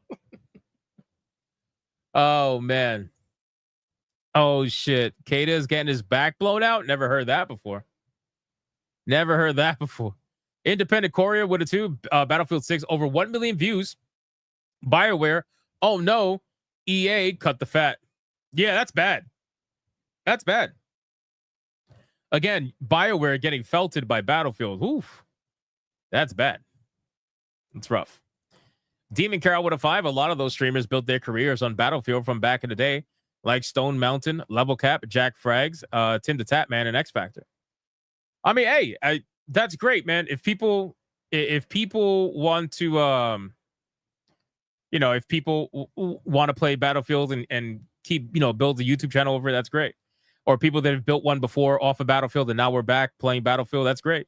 I said we need competition. We need competition in this industry, and Battlefield being a competition for Call of Duty is that is literally only going to help us in the end. P Drake with a 2. Outlaw success by who? Eve is full of shit. Yeah, I mean, he was lying to investors the entire time, all the way up to release. He said Star Wars Outlaws has strong community sentiment. Star Wars Outlaws is highly anticipated. Star Wars Outlaws has very strong pre-orders. He said all that shit. It's stupid. Maximus with 99 cents. Thank you so much, Maximus. I appreciate that. Toxin with a 2. Gonna do Fuda battles on my channel now. You go do that. Thank you, Toxin. All right, we got Rumble, and then we're gonna get into the content. We got let's see. Adair Sultan with $1 says, I am a turtle or a turdy hypno. And then for another $1, if we get him monetized, we're going to roast him on Super Chats. Everyone imagine that? Yeah. I hope Sheep City's able to get monetized soon. He's got the subs now. So now all he needs is the watch time, which I think he's close to getting. Adam Jimmy with $1. Let's get those numbers up. Let's fucking go, bro. Anti-Federalist paying with $1. Imitation is the sincerest form of flattery, especially when imitating booby appreciation. Yeah, you say that, and then I still get annoyed, but it's okay. I'm real about it. I don't hide it. Venectus Prime with $1. Some people are overworked. Some people are just lazy. That's why you even have judges handing down decisions with AI hallucinations. That's insane. That really is. Deadeye's Lock with $1. Gina's getting wins. Dizzy's taking L's, and the one to cope and seethe the most is Little Miss Weird. Venectus Prime says for $1. Hello, I'm Artie DOC, your personal AI doctor. After looking at your charts, I'm prescribing you some Martian flower extract to help with the digestive problems in your second heart. Second heart, bro. Crazy. Venectus Prime with $1. Ninten Disney. Disney did the same thing a few years ago. Yeah, Disney has an interesting litigation past.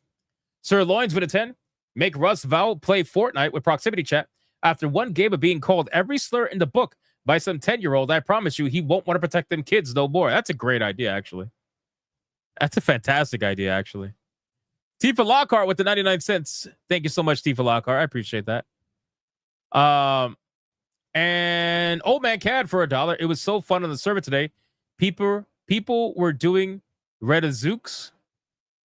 What server? You talk about the side scroller server or something? Something like that. Pandanotic with a 2. I'm going to have the Pandafu scuffles. Turn every waifu into a fucking turn every waifu into a panda. That would be interesting. All right, boys, we are fully caught up everywhere. Thank you guys so much for the insane support.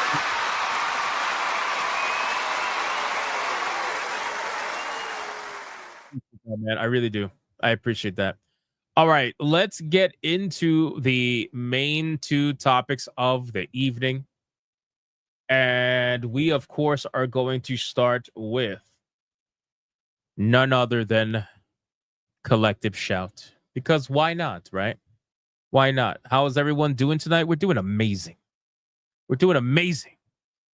We're going to start off with Collective Shout. We're going to start off with Collective Shout because, it's one of those situations where there is a new face in town, and they're going to start popping up, right? These people who want to be part of the movement, right? They want to be part of the movement. They want to be the ones that side with the feminists because the feminists are getting everything done. Right? Well, we got some new faces to talk about. On top of some new posts by Haley, we got Savvy posts, of course. Everybody loves Savvy posts. Well, except the people who think I'm doing too many Savvy posts. So, and of course, an amazing selfie of two very dusty women. That's what it is. All right, so let's get started. Karen is retards? Yeah, I know. All right, boys, here we go. All right, ladies and gentlemen. So as you are aware, we've been covering Collective Shout and their antics regarding censorship lately with video games. And to be honest, really everything at this point. Collective Shout, whatever they don't like, they go after. They're just that kind of a group. Well, apparently there is a new face that is trying to essentially back them up and say that they stand with Collective Shout, and it is none other than a male feminist, because of course it is, right? It always is. Male feminists, in my opinion, are worse than real feminists. But in any case, this person's name is Mike Salter, and Melinda Tankard Rice, who is the person behind Collective Shout, or one of them anyway, says that Mike Salter stands with Collective Shout. Thanks, Michael, for your unwavering commitment to calling out hashtag VAW and children whenever you find it. Now, when I looked at this screenshot that she posted, this is a statement that was made from Michael Salter, basically condemning all of you that are watching this video right now, saying that it's been shameful over the last week to see Australian academics in the media claiming that Collective Shout's successful advocacy against games that glorify sexual violence is a form of moral panic or discrimination. Well, that's because it is against gaming creators. No, it literally is. It literally is. You are taking someone's expressive creative freedom away because you don't like the way they express themselves creatively. You don't like the content that they make that is totally fictional, by the way. None of it's real. These kind of people don't ever want to tackle serious problems, right? You got everything's got to be La La Land. Everything's got to be Hello Kitty Island Adventure. That's what it's got to be for these people. Otherwise, it's just too hardcore, and they don't like it. But in any case, moral panic or discrimination against gaming creators, particularly in the light of the wave of misogynistic vitriol directed at Collective Shout team members by online gamers. What, as compared to what, offline gamers? A coordinated attack of such scale. By the way, coordinated. They're trying to say that this whole thing is coordinated. No, it's not. You know, there are certain people out there that like to use targeted harassment as a saying anytime they do something stupid and a mass amount of people find out about it. This is the internet, right? When you do something dumb and a lot of people find out about it, well, you might get roasted for it. That's just kind of how it goes on the internet. You kind of have to get used to it. You got to get a little bit of thicker skin. But I get it. For you kind of people, you don't want to get thicker skin. You just want to enact the power that you might have or that you could possibly get and try to ban and censor things that are mean to you, right? Or even things that are just a little bit too problematic to handle, you know, for your little bit of a soft soul. You can't handle a little bit of a hardcore horror game or anything of that nature. But in any case, coordinated attack, which it wasn't, of such scale that it has been condemned by the United Nations Special Rapporteur. Now, again, this whole thing being coordinated, there is no coordination. You guys literally use words and you don't know their meaning, right? To say it's coordinated means we all got together and we made it happen purposefully. No, you're projecting. You want to know why? You guys coordinated. You guys are the ones that made all of this happen at the same time. You want to see what coordination looks like? Coordination looks like all the world governments enacting age verification at around the same time. Coordination is when similar laws start passing in multiple different countries that otherwise would not have similar laws. All of a sudden, now everybody starts to have a similar law that has to do with supposedly age verification, right? When we all know that's just a Trojan horse for your nonsense. So that's what coordination looks like. Has nothing to do with a bunch of people reacting on the internet to what you're doing, right? Because they clearly care about this stuff. So anyway, let's continue. Let's go down. Number 2. 10 years ago, a massive online campaign against women in the gaming sector known as Gamergate illustrated two things. Oh man, we love it, right? When they start bringing out Gamergate, we know they're desperate, right? Because they know that Gamergate 2, oh, we don't talk about that because you guys lost like a motherfucker in Gamergate 2. But in Gamergate 1, the one time that you actually did win at the very end, you guys want to bring that up as if it was the only Gamergate. But anyway, known as Gamergate illustrated two things: the reactionary elements of online fan cultures, including gaming, and two, the ease with which social media can be co-opted by huge online mobs to target individuals. I wrote a paper about it at the time. Yeah, I'm sure a bunch of people definitely read it. I'm sure everybody read your paper, sure. I think what this boils down to is the simple fact is you guys don't like the freedom of reaction that people are able to have in today's modern internet. You don't like it, right? This is why you are trying to combat the internet and utilize the Trojan horse of age verification to slowly but surely control things that you don't like. You don't like people calling you out on your bullshit. You want to be able to lie without any pushback. You want to be able to say whatever it is you want to say without someone trying to even contradict that in any capacity. That's what you want, right? The funny thing is, as content creators, we get haters all the time. We get people calling us out all the time. We get people that literally come after us all the time. But you guys, you want to stop that from happening completely. You want to make it illegal to do so, almost as if it's coordinated, right? Almost as if you guys all planned this stuff. But in any case, again, we're supposedly just one huge online mob that is targeting individuals. Last I checked, Collective Shout is not an individual. When people call out Collective Shout, they're not calling out Collective Shout as an individual. We're calling out Collective Shout as a company. And last I checked, you can't harass a company, right? Collective Shout is, at the end of the day, a company. And that's what people are calling out. Then this third post here. So this behavior is depressingly familiar, and it's still being dressed up by sympathetic academics who frame criticism of the egregious elements of gaming culture as a form of censorship. That's because it is. It is. It is censorship. It doesn't matter how much you try to make it seem nicer. It doesn't matter how, you could put a little bow on it, right? You could put you could put it in a nice little box. It doesn't matter. At the end of the day, censorship is censorship. You guys are limiting like freedom, creative freedom. You guys are purposefully censoring people, and ironically censoring people that might politically align with you. You don't care. As long as you can get the stuff that you find egregious or the stuff that you find problematic off the internet, well, that's all you care about, right? That's all you really want to do.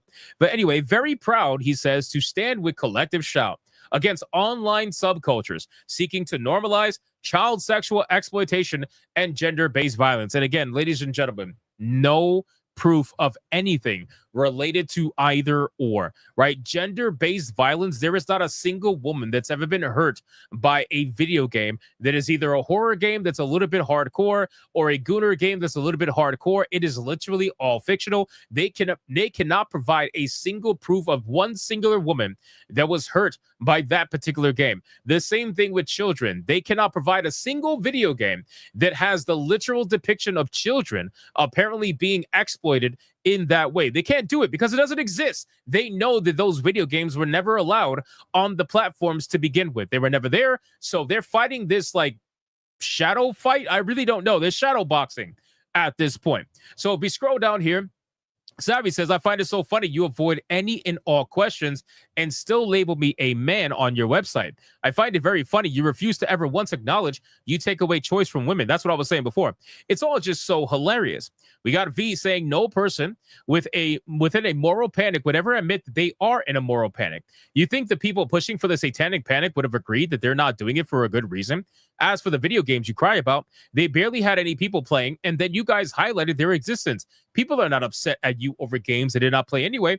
They're upset because you are normalizing internet censorship promoted by for-profit, unaccountable payment processors. But the left and the right are in agreement on this. You also have a conflict of interest while grifting, getting donations, and associating yourself with the government while pretending you're powerless and trying to cash in on victimhood bucks. The final nail in the coffin is that you trick people claiming that you're fighting an actual serious issue while going after petty, trivial shit like t-shirts, video games, bakeries, etc. And then he posts a very gooner picture, which is fantastic. That's the reply you need to do, by the way. Anytime you see these people post, you need to reply Gooner pics because they clearly want you to post it. So Madam Savvy, I'm sorry, not Madam Savvy, Haley says the following, and Haley has also been doing some interesting work covering this stuff. Haley says, and yes, the international backlash against Collective Shout is just misogyny, right? Yeah, clearly the entire world that is fighting against this is all just a bunch of misogynists. According to Mike Salter and Collective Shout, they would have you to believe that millions of people are just misogynists. That's all it is. Millions of people, women and men, they're all just misogynists. You either got men that are straight up misogynists or you got women that have internal misogyny. Whatever you want to believe, that's what they want you to believe.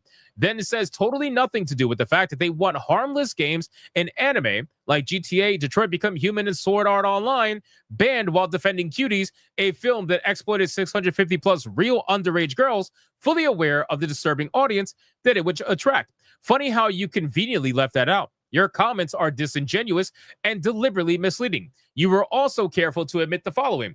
Collective Shout bully and harass anyone who doesn't conform to their rigid ideology. Brand attractive female video game characters as pornified, as if male enjoyment is inherently shameful. Claim women with large natural boobs are unrealistic or must have implants, a disgusting sexist take that erases real women's bodies. Attack anything with cheeky or feminine branding, including harmless, cute products for women, because apparently joy, humor, and femininity are dangerous weapons of oppression. Many of the people pushing back against Collective Shout are, in fact, women, and that's true. And this is why every single one of my videos are titled, This Female Gamer, This Female Developer, This Female Whatever. It's titled that way because I want the algorithm and you and everybody to know that there are women out there that are fighting against this psychotic, bitch, dusty group. They're out there, right? They're out there fighting against it. And I want people to know. But in any case, many of the people fighting against Collective Shout are women who find their comments offensive, sexist, and downright insulting to our intelligence and agency.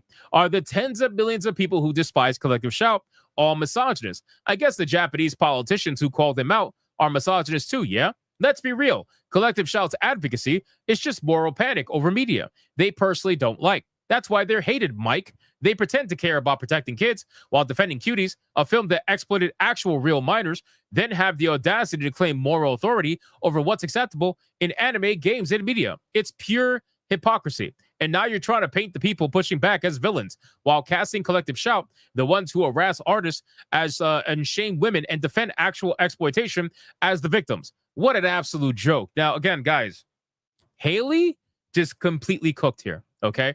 Shout out to Haley. Let me like this. I don't know if I like this post really quick. She absolutely fucking cooked here, okay? It's not just Madam Savvy that's out here destroying the souls of these dusty women. Haley's out here doing amazing work as well. But speaking of the legend herself, Madam Savvy has said the following. Mike here has had interactions with Melinda before, and while he has only ever brought up Cuties twice, I wonder how he feels about Melinda defending a film that outright sexualizes little girls, but want Detroit Become Human banned. I wonder, Mike. Mike, the person who apparently is in charge of defending kids in East Asia, real kids, apparently you are okay with real kids being sexualized by Cuties. I just find it a little bit odd. I don't expect Mike to know anything about the game, though. Detroit Become Human follows the story of 3 androids, each tackling different topics. One in particular is a dark one, but ends light. You save a child from a bad situation. No children were used in filming, so no child was ever hurt, nor was the abuse ever something you participate in. You liberate the fictional child. So maybe Mike Salter here can explain Melinda's logic. Why is the sexualization of real girls ages 11 to 14 acceptable, 650 of them made to twerk in front of adults, and remaining cast twerk for the world, but a fictional story about saving a child is bad? By the way, Detroit Become Human is an amazing game. I don't know if anybody's ever played it, but it's one of those games that I have up there in terms of great stories. Detroit Become Human, Heavy Rain is another good one too. Heavy Rain's amazing. Highly recommend.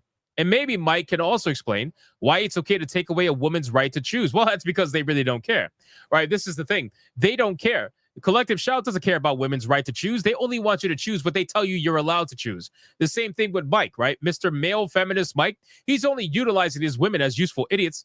That's all he's really doing. Does Mike also stand with them misgendering me because I dare to speak out? Of course. Of course they do. So anyway, let's continue. Madam Savvy says these are the type of people who support Collective Shout and Melissa Tankard Rice, man-hating insane losers who blame the world's problems on men. Then the old woman drops an absolute banger before blocking me. Says my mentality. Because I told her I take enjoyment in teabagging people in games. Something tells me Ruth has spent 40 lonely years crying about things from the comfort of her AC home instead of actually doing anything. All of this was under Melinda's very brave commentary of the VR chat assault. By the way, guys, these people are trying to make it seem as if VR chat is real life. You have women claiming to have been abused, like physically abused, in VR chat. This is what they're doing now. This is why I say words have meaning, and these people will make certain words have no meaning because they want to use it in any different way that they could possibly think of. Abuse, homophobia, sexism, misogyny, racism, all these words have completely lost their meaning because certain people like this misuse them to push their agendas, knowing damn well that what they're saying is not really what they're saying. Right? This is VR chat is not physical abuse. It's not actual abuse. It's VR chat, bro. Get over it. You can clearly just log the fuck off, right? You don't need to actually be on VR chat. If you're getting harassed on VR chat, block the person, run away, log off, whatever the case may be. But no, you stay there so that you can later take screenshots, take video, and claim victim on Twitter where people would truly believe that you're a victim of VR chat. It's insane. It's honestly insane. I feel so bad for men. They don't deserve this kind of hate for just existing. Yeah, we don't. The funny thing is we'll get the hate, but the moment there needs to be something done, a toilet fucking cleaned, changed, some piping installed, some flooring done, some walls installed, some ceilings done, some electrical work done. Sure, there's women doing those jobs, like 0.2%. The rest is males. The rest is men, of course, obviously. And this is why we get the hate until shit needs to be done. And suddenly, when shit needs to be done, we get the phone call. And now it's like, can you help me the fuck out of here, man? These people are absolutely crazy as an overall group. Jay Viper says these women really are high on their own bullshit. I agree. They really are high. So anyway, ladies and gentlemen, this entire thing is complete nonsense. And look at them continuing to celebrate. Coralie Allison posted this saying that so good to see Melissa Tankard Rice today. We come up with our best collective shout campaign ideas when we are together. So these women are together strategizing our next takedown. Look at that. Look at that, ladies and gentlemen. Look at that. Coralie Allison and Melinda Tankard Rice literally made this post saying they are strategizing for their next takedown. This is, and didn't I say it? Didn't I say it in my videos? This will never be the end. No Mercy wasn't the end. Steam and itch.io are not the end. They're going to continue to try to take everything down that they possibly can because this is what they do. This is a group of miserable, dusty women that are angry that people are talking out against their censorship. They take pleasure. They take joy in taking things away from people. This is what they get off on. This is what makes them happy. And now looking at them with the smiles on their face, you can clearly see that they are at their happiest by taking things down every day. That's really what it is. So look forward to their next takedown, ladies and gentlemen. I'm sure it's going to be horror games even more. I'm sure it's going to be what Elon Musk. They were trying to go after Elon Musk before. I'm sure it might be some new laws they're going to try to enact in Australia. Who really knows? But at the end of the day, ladies and gentlemen, let me know what you think in the comments down below. Whether, you agree, you disagree, whatever it may be, let me know in the comments down below. Thank you so much for watching this video. And if you enjoyed it, consider hitting that like button and that subscribe as we are on the way to 97K. And I will see you guys on the next one. Isn't that crazy, bro? Strategizing our next takedown. Isn't that crazy? I mean, am I crazy for thinking that's crazy? I'm going to drink some water. Hold on.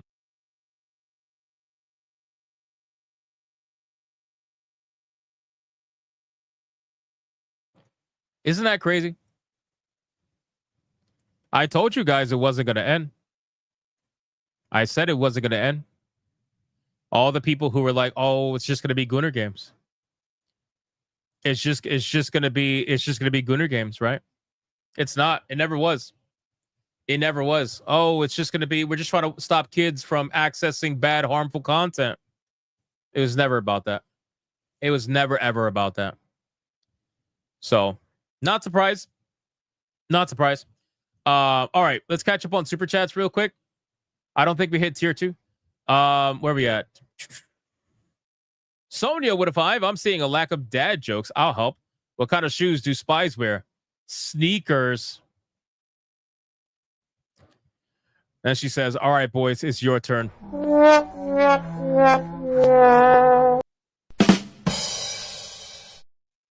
Good old Sonia. Thank you so much for the 5.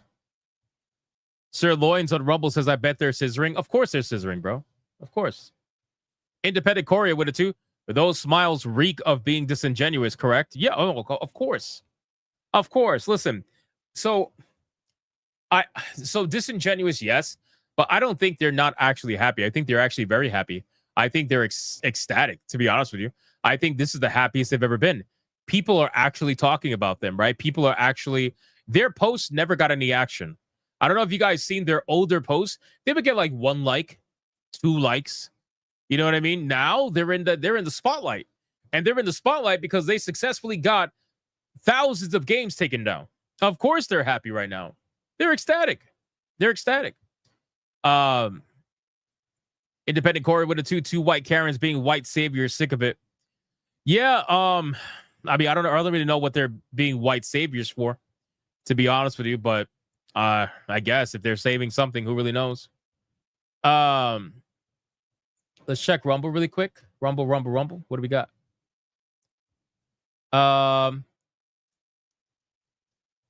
Let's see. Wow, Rumble went crazy. Hold on.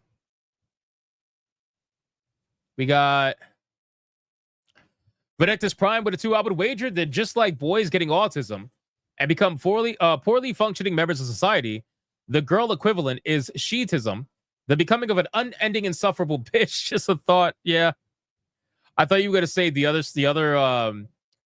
girl equivalent is feminist. That's what I thought you were going to say. Deadeye's Lock with a $1. Look, it's collective drought. Drought, you mean gout. No, I mean drought from all the dried out whining from a group of middle-aged hags. Yeah. It's pretty sad.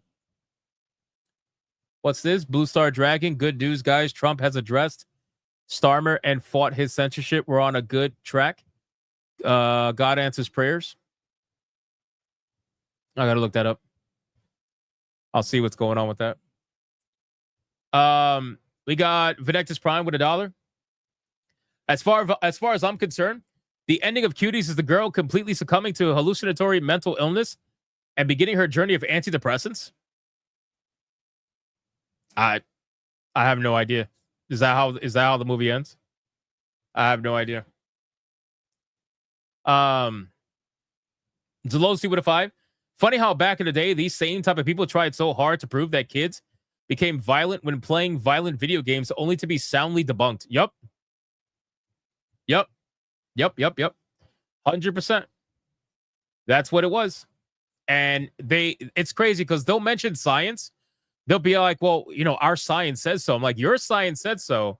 And everybody else science says no. So fuck out of here. Deadeye's Lock with a $1. I don't know what's more sad, getting wrecked by a gooning vampire, Sabby, or a happy, sweet Care Bear, Haley. Oh my God. That's insane. Toxin says, Hypnotic acting like he doesn't have cuties. That's not funny, bro. I know you're just joking, but that's not funny. I'm not watching that fucking shit. Venectus Prime with a $1. Here's a little FYI for you. A certain 3-letter organization whose priority is a certain country has included Steam in its list of places it's bragged about influencing. It's all connected. Oh, yeah, of course it's all connected.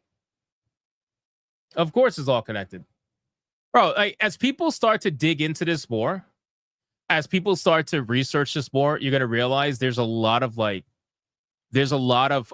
different organizations that are all fucking tied together, that they all have the same, no pun intended, collective goal, which is ban porn, ban video games, violent video games, whatever. That's what they are.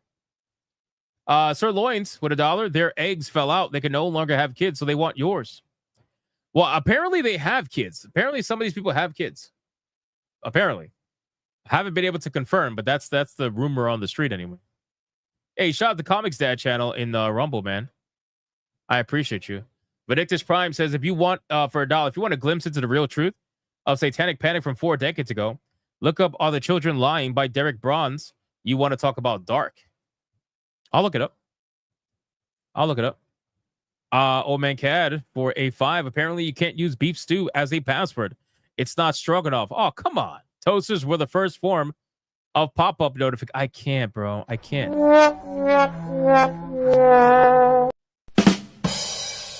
That's insane. That's insane. Demon Carol with a 20. We had a native man force an Aussie cheese company called Coon Cheese, which was named after the founder, to change their name to Cheer Cheese. Then went after a milk company because the product was called Smarter White Milk. Are you serious? That's crazy. My hands bro. are shaking, but I'm still shooting. I'm still getting the headshots. It's like boom, headshot, boom, headshot, boom, headshot. People are legitimately fucking retarded, man. Like, in every sense of the word, legitimately retarded. It's actually pretty fucking annoying. I gotta be honest with you. It's pretty annoying. People, like, it's kind of like, what the fuck was it with the Super Mario Market and Nintendo? They're like, well, you said Super Mario. The guy's like, yeah, but my name is Mario, bro. And this is a supermarket. So I'm calling it Super Mario. And they're like, well, you can't do that. I don't care if your name's Mario. You can't do that. It's like, you're fucking stupid, bro. What the fuck? And then they lost. Crazy shit, man. Anyway, T-Jap says we're 70-81 away from tier 2. Thanks, T-Jap. Appreciate that, man. All right, last topic, boys. Well, no, not last topic. Hold on. Let me cover the Gina Carano thing really quick. I forgot to put that in the fast topics, man. Fuck, I totally forgot. God. Let me see. Gina Carano.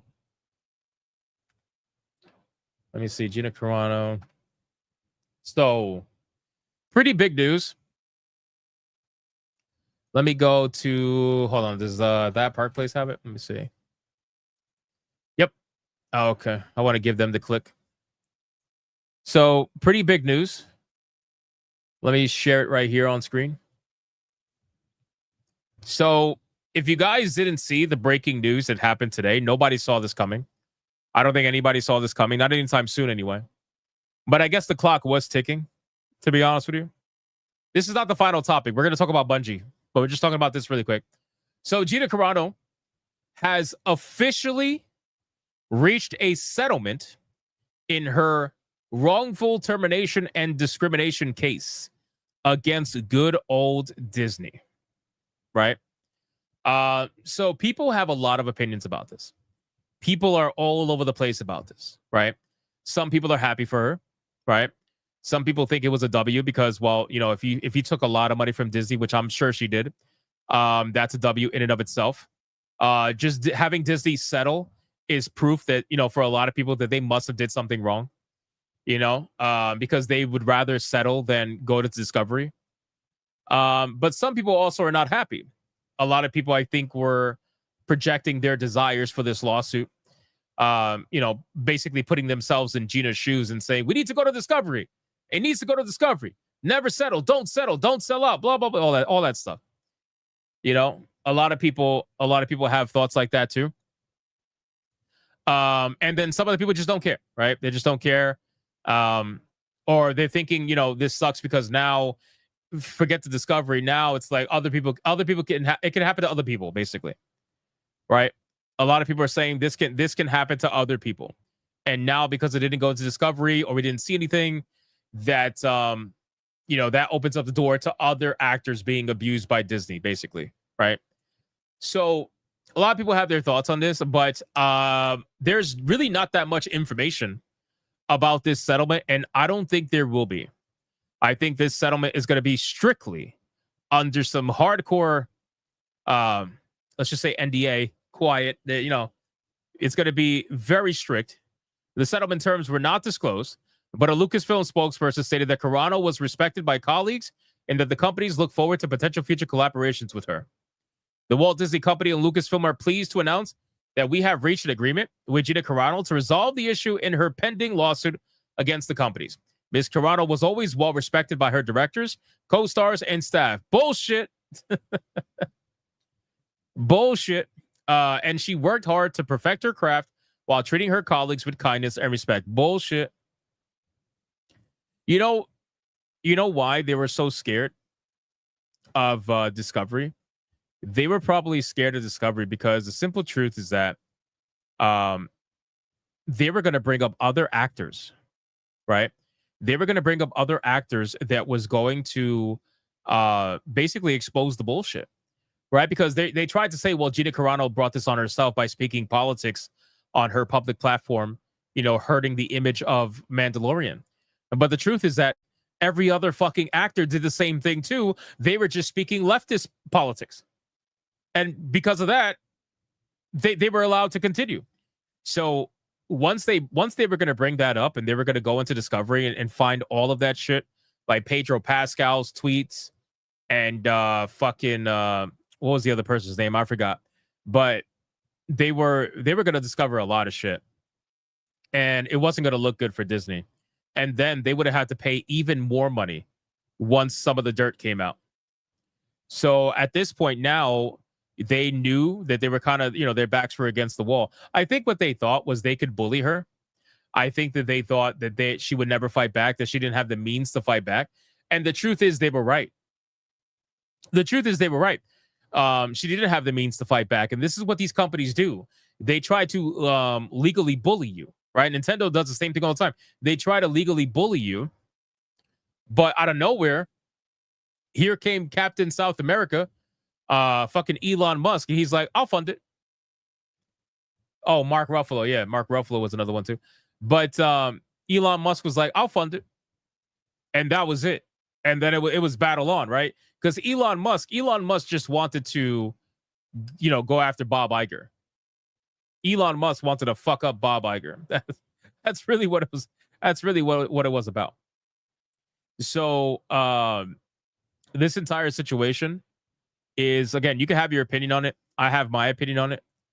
In my opinion, again, we can project our own desires on this lawsuit as much as we want. And everybody's doing it. Everybody's doing it, bro. People on Twitter are acting as if they're the ones in the lawsuit and it just got settled without their knowledge. People are treating it like it's a class action lawsuit, and they just got the news that it went settlement without even being notified or something like that. But did I say South America? Oh my God, I am tired. I didn't say South Africa, really? God damn, I'm retarded, bro. Holy shit. Did I really say South America? No way. I'm going to go back. You guys are fucking with me. You guys are fucking with me. Damn, I really am tired. Holy shit. Anyway, yeah, South Africa. Sorry. South Africa for Captain Elon Musk. I need to repent. Yeah, I'll repent. Don't worry about it. Captain South America. Damn. All right, well, that's a good one. That's a good one. I need more sleep. I don't get much sleep, but that's okay. Fuck it. Anyway, that's besides the point. I think obviously the statement is bullshit. I think part of the terms were they didn't have to admit fault. I think that's a big no-no. That's a big no-no. Like if you were going to settle, right? If you were going to settle with Disney, I think at the bare minimum, you should have at least tried to get Disney to admit some fault. Like, oh, we terminated her in an incorrect manner or whatever, like something. You know what I mean? Anything. But I get it. I get it. They were not going to do that no matter what. They wanted, I think, to be honest with you, everybody got what they wanted here, except for the people watching the lawsuit. I think that's what it is. Settle means you admit. Not necessarily. Not necessarily, but usually. Yeah, usually. But I think everybody got what they wanted here, except for the people that were watching the lawsuit. I think a lot of people were really hoping that this would go into Discovery. People were very desperate for this to go into Discovery. But I got to be honest with you guys, I just can't see this ever going into Discovery. I can't. I really can't. I can't see this lawsuit ever going. I just don't see how that would be a thing. Disney would have paid anything they had to pay. And I'm telling you, man, I guarantee you they paid a lot of money. So she's good. She's good. She's cooking. I'm sure some of that money she's going to use to pay back Elon Musk. I got to imagine, even though she said on Twitter that he didn't ask for anything back. I'm sure she might pay him back in some way, some form. But yeah, she made out. She made out with some really good money. Yeah, Elon definitely would have paid more just for spite. Yeah, you're right. You're absolutely correct. So, but in any case, like I said, everybody can have their opinion on it. All I got to say is, you know, it's unfortunate that we didn't get to discovery, but at the end of the day, we're not the ones in the hot seat. We're not the ones dealing with the lawsuit. We're not the ones dealing with fucking Disney and lawyers and all that shit. It's got to be exhausting. You know, we were talking about that earlier in the stream. It's got to be exhausting. And, you know, she made her decision. If she's happy with it, if she feels she got everything she wanted from it, then it is what it is. You know, it is what it is. We're not the ones getting sued. So Gina is going to be Elon's next baby mama. Yo, that's crazy. Elon's like, listen, don't give me any money. I just want you to have one of my kids. That's insane. That's insane. But you know what's crazy? That probably would happen, bro. That probably would happen. Oh my God. Project Redfoot says, right, I can't be in her shoes. Exactly. I think people are projecting their desires onto the lawsuit, forgetting that they're not the ones that are in the lawsuit. They're not the ones that are actively doing, you know, they're not actively in the lawsuit. And everybody's always going to talk a big game when they're outside of the lawsuit, and they'll say, oh, I would have done this. I would have done that. I would have handled it like this. It's kind of like people who look at a shooting scene from a police cam, and they're like, oh, okay, let me take this split-second decision that went from 0 to 100 really quick, and let me analyze it frame by frame for an hour, and then tell you what I would have done in a split-second decision. Yeah, that's going to work. That's going to work. Yeah, I would have done this if I had a split second to think. Like, bro, come on, man. Come on. People do that shit all the time. Anyway. All right, let's backseat living. Let's that's going to be it for the Gina Carano thing. Let's cut off the Gina Carano thing and let's go into the next main topic. Let's go to the next main topic, boys. Any super chat to catch up on? Let's see. We got Jay Viper with a 5. Breaking news. WNBA just had a purple object hit the court. No bags, no problem. Oh, shit. That's insane. Dude, why is this a thing now? Why is this a thing? Why are they throwing objects into the court? Like, is this a meme that I have not even, like, I'm not even aware of? What happened to green? I thought green was the color. Now it's purple? Bro, who's doing this? Who's doing it? Was Jay Viper, wasn't it? It was Jay Viper, wasn't it? It was Jay Viper. Blackguard says something has to entertain the fans. Yeah, I guess so. If it wasn't a meme, it's a meme now. Yeah, I suppose. Streisand effect. Oh, let me guess. Is this, you don't get it? Is it because they were like running this whole campaign about how much they deserve to get paid the same as NBA stars that actually bring money into the company, whereas instead of being subsidized like the WNBA is every single day? It's on betting sites? What? There's an actual betting system for someone? Get the fuck out of here. That's crazy. Get out of here, bro. I might have to start watching the WNBA. They're betting on the toys now? Oh, that's it. Jay Viper, we need to get in there, man. We need to get in there.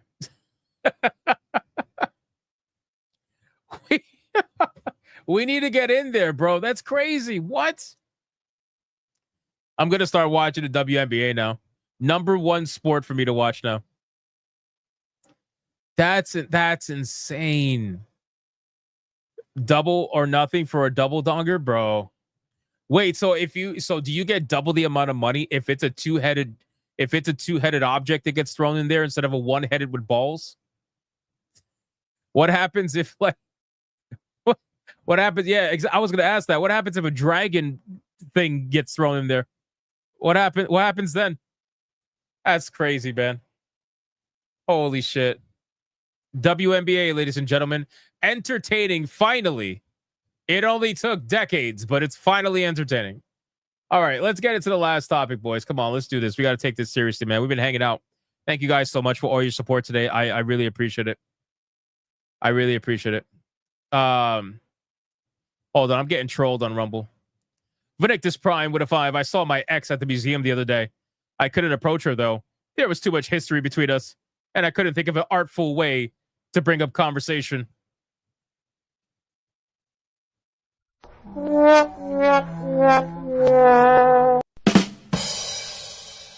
It just continues to get worse. It continues to get worse, boys. Oh, man. Welcome to Hypnocast. All right, let's get into it. All right, ladies and gentlemen. So as you guys may or may not have been aware, Bungie has been getting absolutely destroyed over the last 6 months to a year, ever since really the announcement of Marathon. Once they announced that game, Bungie has been in the spotlight for pretty much everything possibly negative that you could be in the spotlight for when it comes to announcing a video game. Marathon has been obviously delayed. They are basically changing almost the entire game because of the art theft controversy that happened just a couple of months ago, where they were first accused, but then they admitted to it. They admitted to stealing art from a random Twitter user that they, in fact, followed and pretty much designed their entire, I guess, color scheme and graphics and, whatnot for Marathon around that particular art style, that cyberpunk style art style that person did, literally stealing one for one their graphics onto the game. But with all that being said, Bungie, in case you guys were unaware, ever since they were purchased by PlayStation, Bungie has been running as an independent subsidiary ever since they got bought out, right? They've been running as an independent subsidiary, completely independent from PlayStation Studios. Well, now apparently Bungie has messed around so much, and now they are in the find out phase of messing around, because after 3 years of being acquired by PlayStation Studios, Bungie is now going to become, I guess, part of PlayStation Studios. They are not going to be an independent subsidiary anymore. They are going to be absorbed completely into PlayStation Studios, and their days of trying to convince them to be independent is pretty much gone. And I'm not surprised, considering what's been happening with Marathon and how the development of that game took a complete turn for the worst, where PlayStation Studio heads were probably like, what the hell are you guys doing?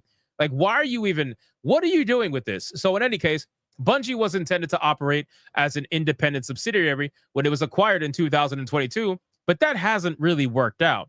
When Sony announced its intention to acquire Destiny 2 developer Bungie in January of 2022 for an eye-watering $3.6 billion, it said that the company would be an independent subsidiary under the direction of the studio's then current management team, and that it would remain a multi-platform studio with the option to self-publish and reach players whenever they choose to play.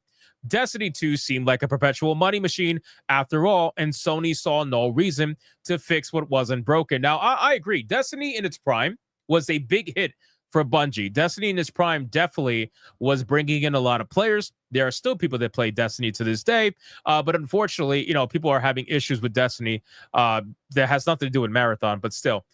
With Marathon being announced and bringing down the reputation of Bungie even worse, I think PlayStation just said, we're done. Like, we're done. You guys are incapable of managing yourselves. You guys are constantly finding yourself in some form of controversy, which I know is ironic from PlayStation, but still, Bungie has been caught stealing art, not once, not twice, not 3 times, damn near 5 times they got caught stealing art. Literally stealing. I'm not even kidding. I'm not talking inspired by. I'm not talking Power World versus Pokemon. I'm talking actual one-for-one. Hey, we took this graphic and we put it into our shit and we pretended like we didn't know how it happened. That is how Bungie has gone about things, on top of other issues as well. They seemingly are incapable of running their own studio, and it's about damn time they get completely absorbed by PlayStation. I think this will probably be better for Bungie overall in the long run. I think this is what they need to get some control back into their studio. People are reporting that this is the death of Bungie, and I don't think that's quite the case right now. I think this is going to be their last stand. If they're going to come up with anything, if they're going to fix anything, it's going to be now when they get absorbed by PlayStation Studios. It's going to be now. And keep in mind, they've already openly admitted that the visual art style of Marathon is going to be completely changing, that they're going to be trying to mimic the original Marathon series, which was darker, broodier, more bloody, more, all that stuff. That's what they're aiming for. But anyway, fast forward, though, through 3 very rough years for Bungie, things aren't nearly so rosy.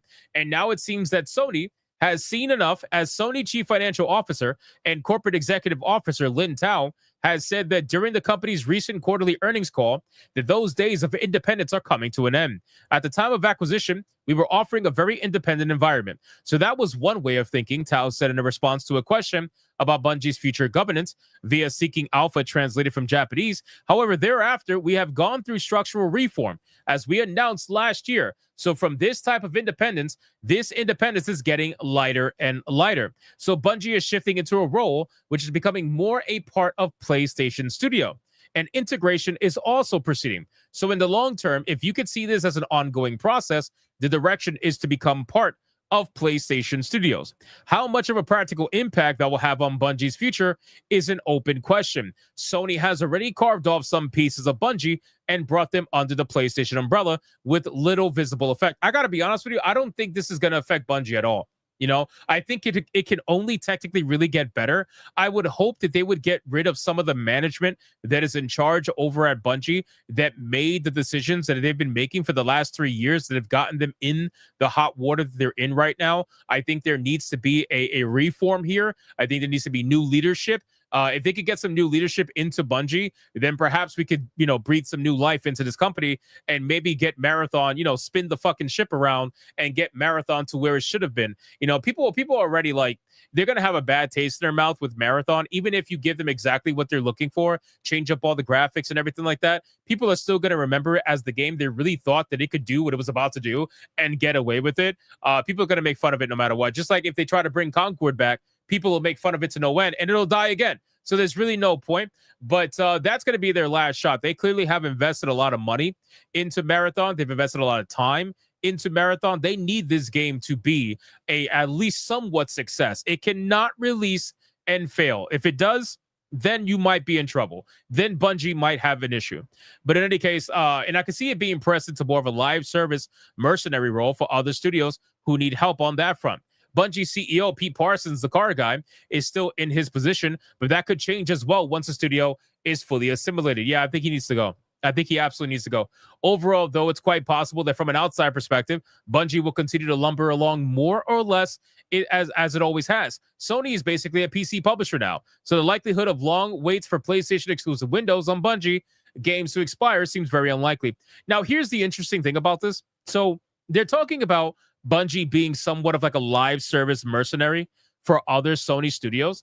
But the ironic thing is that if you look at this article here from the same, from the same PC Gamer, Sony CFO admits that the live service shift is not entirely going smoothly in the wake of Marathon and Concord, and takes a big hit of cope and says that it's not all bad because Helldivers 2 and Destiny 2 exists. So they openly admit that them going to live service, them focusing on live service has not exactly worked out that well.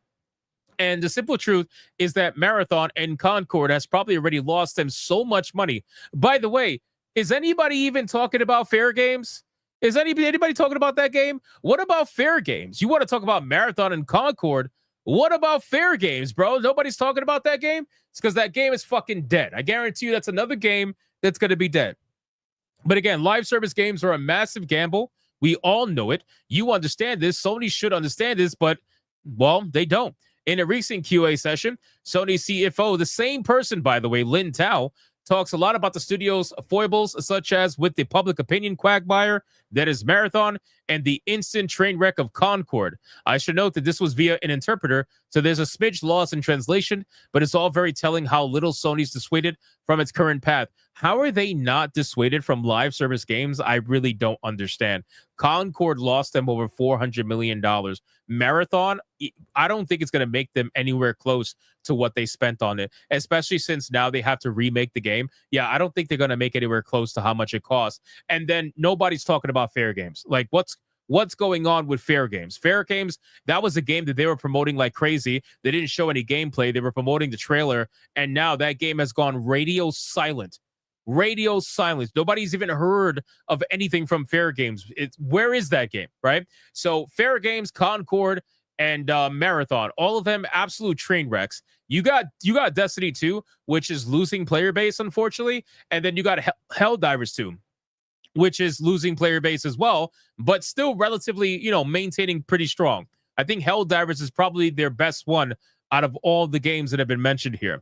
So ultimately, ladies and gentlemen, Bungie has fucked around and found out, and now they're at the point where they're going to get absorbed into PlayStation Studios. They're going to become one with the mothership, and now that whole independence for them to be able to steal art from people without trying to hopefully get caught, well, those days, I think, are pretty much over. They're not trusted anymore. The executives don't trust them anymore, and the studio is going to be completely absorbed. So you let me know what you think in the comments down below. Do you agree with this? Are you excited for this? Do you think this will save Bungie? Do you think this will help Bungie? Or do you think this is going to be just the beginning of the end for a company that honestly probably should have died years ago? You guys let me know in the comments down below, whatever you may think. I appreciate you guys watching. If you enjoyed the video, consider hitting the like and subscribe button, and I will see you guys on the next one. Poor Bungie, man. Poor Bungie. Yeah, honestly, all they really have is Helldivers 2, man. I mean, Destiny 2 has some decent player base, especially on console. But Destiny 2 and Helldivers, that's literally all they have, man. Nobody's talking about the other three. Nobody's talking about the other three. What does Destiny 2 even have on Steam? Let's see. Last I checked, they had some pretty good numbers. Let's see. Okay, yeah, that's not bad. That's about what Helldivers is at, right? So 47,962 players. Not bad. Not bad. Maintaining pretty strong. A lot of up and down. 316,000 all-time peak. Not bad. Not bad at all. What's Helldivers at? Helldivers, let's see. Helldivers 2. Yeah, I know. Destiny 2 is primarily a PC game these days. I know it has a lot of player base here. Oh, shit. Destiny 2 is doing better than Helldivers. Wait a second. I remember Helldivers being at 50 to 70,000. What happened? Boys, what the fuck happened to Helldivers? Hold on. Holy shit. When did this happen? When did this happen? Bro, wow. Oh, no. What did they do? Bro, I checked this not even like, when was this? May? No. Yeah, look, July. Yeah, July. This is when I checked. I remember the number being like 70-something thousand. I remember the number being 70-something thousand. Look at that. July, it was at 75,000 concurrent peak. Bro, how the fuck is this shit at 30,000? Don't tell me they nerfed and buffed things again to piss people off. Don't tell me they did that again. Do a 6-month graph. Let me see. Damn. Yeah, no, it's starting to bleed, bro. It's starting to bleed. I'm actually really shocked by this. I'm not lying to you, bro. I'm really shocked by this. Battlefield 6 beta would be suppressing them. I don't think Battlefield 6 would suppress Helldivers players. I think yeah, that dip is insane. I think there are two different player bases. You know, one's PvP, one's PvE. I think there are two different player bases. I don't think Battlefield 6 has much to do with this, personally.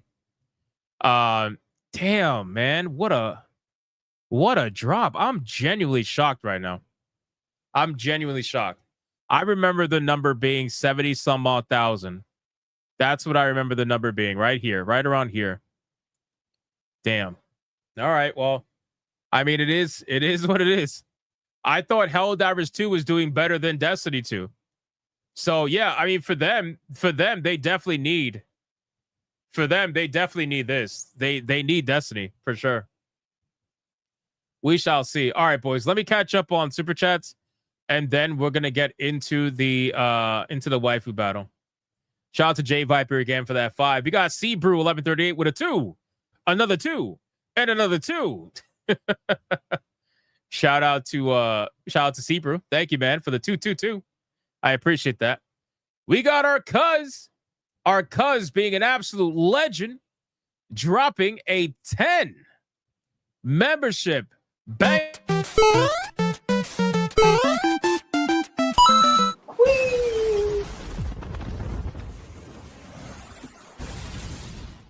Shout out to our cuz. Thank you so much for the 10 membership banger. You absolute fucking legend. I appreciate you. Yo, our cuz is a sneaky one. He be dropping bangers randomly. You never know when he's going to do it. But he does. Shout out to you, man. GDR. Holy shit. And on that note, we are at tier 2.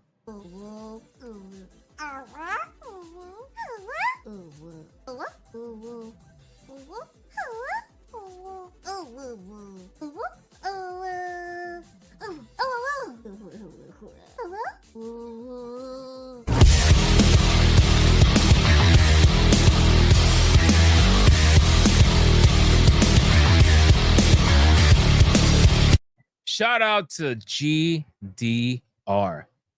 with a $100 Red Boy Ultra Banger.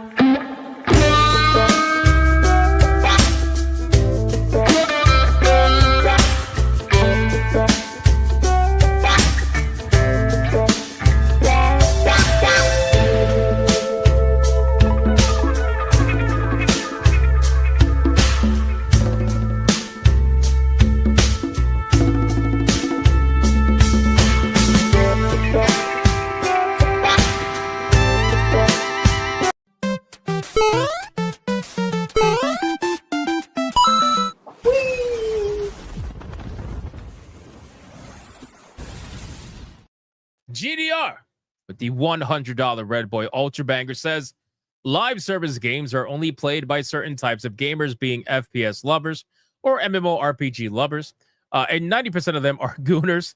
So when you make an ideological game they don't align with, the game would fail. They have to remember who plays these games and make it for them. Well said, man. I do agree that especially MMORPG players, I agree. Like they definitely are probably the more likely to play live service games, at least if it kind of checks off all the boxes. And FPS players absolutely as well, because of the PvP nature of it, the multiplayer nature of it. So they definitely need to know who their player base is. And you hit the nail on the head. Concord, you could smell the ideology from a mile away. You could literally see it in the characters being built. Marathon, same thing. So people, everyday gamers, man, that play these games, they were turned off by that shit. Even if you didn't see the pronouns, fuck the pronouns, right? If you didn't see the pronouns, you would still look at the characters and be like, what the fuck is this, bro? Why would I want to play this? Why would I want to play this? But shout out to GDR for the insane $100 Red Boy Ultra Banger, getting us to tier 2 like a boss with our cuz as well. Shout out to you guys, man. Thank you so much. Demon Carol sneaking in another 20. My hands are shaking, but I'm still shooting. I'm still getting the headshots. It's like boom, headshot, boom, headshot, boom, headshot. Shout out to Demon Carol. Says there isn't really anything happening in Helldivers at the moment. Just the post-nut clarity after the Super Earth invasion and cleanup afterwards, and renaming of cities like Gun and Google last name because too long. I guess you could say it is a. I guess you could say, I don't know. It is one of those things where, sure, you can argue that it is one of those, like, I guess, downward trend of lack of content. But to be honest with you, they had way more players beforehand, and I don't know. I just feel like Helldivers could have kept another 20 to 30,000 concurrent players if they were doing the right thing, right? If you're losing that much, if you're dropping that hard, I feel like that has more to do with just lack of content. I feel like there's something else there that's making you lose that many players, you know? Because, you know, Helldivers is a team game, so most people have friends to play with and they play all the time, you know, so people are more likely to play just because their friends are playing versus there being, you know, extra content or whatever. But I think there's more to it than that. But you're right, that's part of it. That's definitely part of it. Yeah, I would say they fumbled the ball. Yeah, they definitely fumbled the ball. Let's go to Rumble and then Waifu Battle. We got, let's see. We got the legend Adair Soto with $1. I feel like Sony is waiting until the right opportunity for them to shut them down for Bungie. Now they absorbed them. What's stopping them to do it? Now they're just waiting for the right opportunity. I mean, maybe at some point. They might. They definitely might at some point. Deadeye's Lock with $1. Gina and Sydney healing the Force while Mark and Amandla causing Blue Sky's Discord. That's crazy. But that's also true. That's also true. Okay. All right. We are all caught up, guys. Thank you so much for the insane support. I appreciate it. Let's get into the Waifu Battle. And for those of you that aren't staying around for the Waifu Battle, again, just to remind you, please check out the videos tomorrow, 11 a.m. Eastern, 2 p.m. Eastern, 4:30 p.m. Eastern. Make sure to keep clicking the videos. If you are not subscribed to this channel, consider hitting that subscribe button. We just blew up during all those segments. We have officially passed 96,200 subscribers on this channel. So continue to sub. If you are new here and you enjoy the content, I would appreciate having you. But if not, I totally understand. All right, boys. Hold on. GDR with a 10. I am a huge RPG and single player gamer. Same. To me, gaming is something I want to escape to. When I play live service games, I turn off chat unless I play with friends. Yeah, I totally get that. I 100,000,000% get that. I am the same exact way. I prefer the single player experience. This is why, like on Griffcast, I'm always reviewing single player games. I enjoy that. I don't mind playing games and talking with people and stuff, but I just prefer the story experience, the single player experience personally. But it doesn't mean I don't like MMORPGs. MMORPG is one of my favorite genres. I've played it for the longest time, but I've taken a back step to them, especially over the last 5 years after they become so much more casual and less about the community. Like most MMORPGs are so focused on making the single player experience the best that they forget to entice you to group up and do things as a group. They completely forget it. It's out the window. They want to casualize everything. They want to, dungeon finder, raid finder. You don't even got to go to the dungeons anymore. It's like all of it is there at your fingertips, and you don't even got to leave town. People are queuing up for things, never leaving town. It's boring. I don't like that personally. Anyway. All right, thank you, GDR, again for the super chat, brother. I appreciate that. Let's get to the Waifu Battle, boys. Here we go.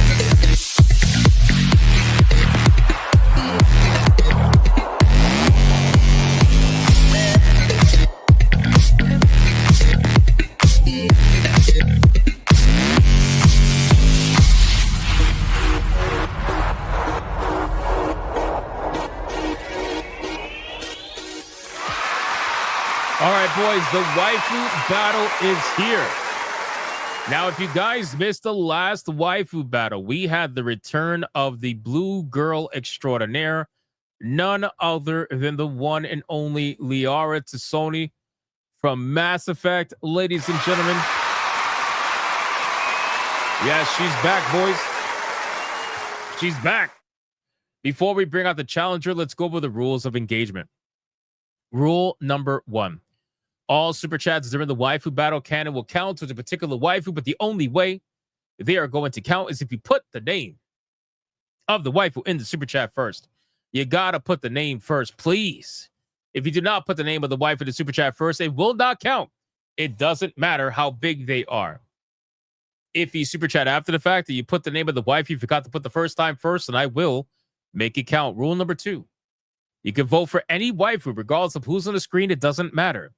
You can vote for the champion, who is Liara, or you can vote for the challenger, who you're about to find out. It doesn't matter who's on screen at the time.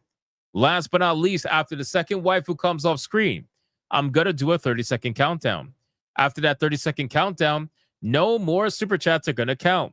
It doesn't matter how big they are. The last super chat that shows up on my screen will be the one that counts. So please, if you are going to vote, vote early and vote hard, ladies and gentlemen. Do we understand the rules? I know we don't. I know we don't understand the fucking rules, okay? I know we don't. But we gotta adhere to them anyway. All right, boys, listen. Today's challenger is coming to us from a pretty popular video game. Still, pretty popular. She has been in the Waifu Battle before, but not much. Not much. And to be honest with you, I'm kind of surprised she hasn't won more. Considering, well, you know, she's pretty nice.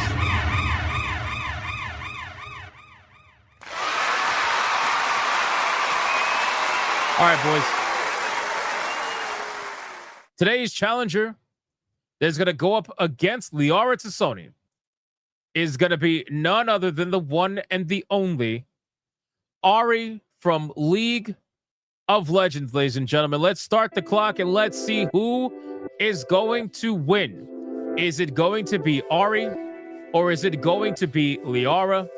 The names are going to go on the bottom right now for you to know how to spell.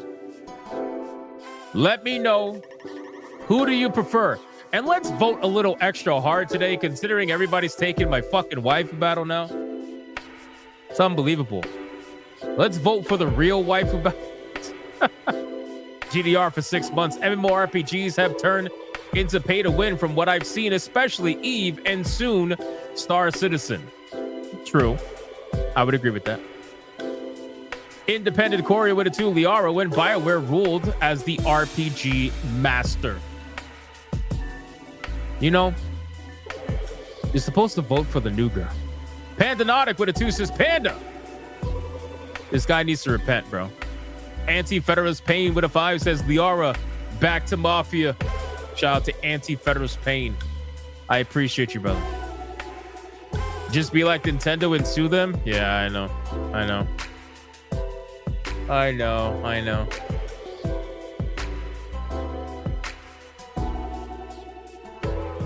Yeah, well, sometimes I like recycling waifus because I feel like maybe they didn't get a good enough chance the first time. Or sometimes they're fan favorites a lot of the times too. You know, we got some pretty big hitters in terms of waifus, so that's why. Crash Collins with a 2 on Rumble says, Ari. We got an Ari vote, ladies and gentlemen. We got an Ari vote. Liara's not that far ahead.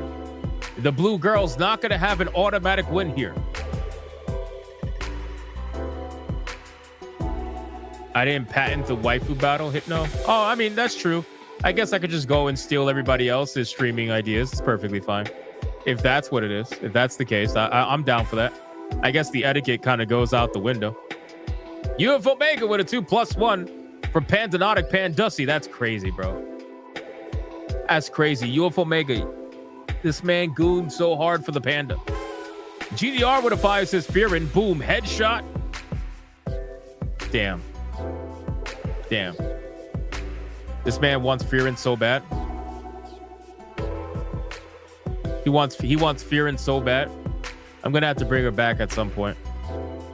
Some point.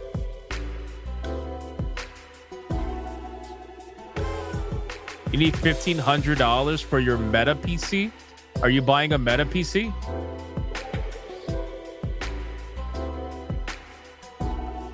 I guess people are not voting tonight because they were too busy voting in other waifu battles.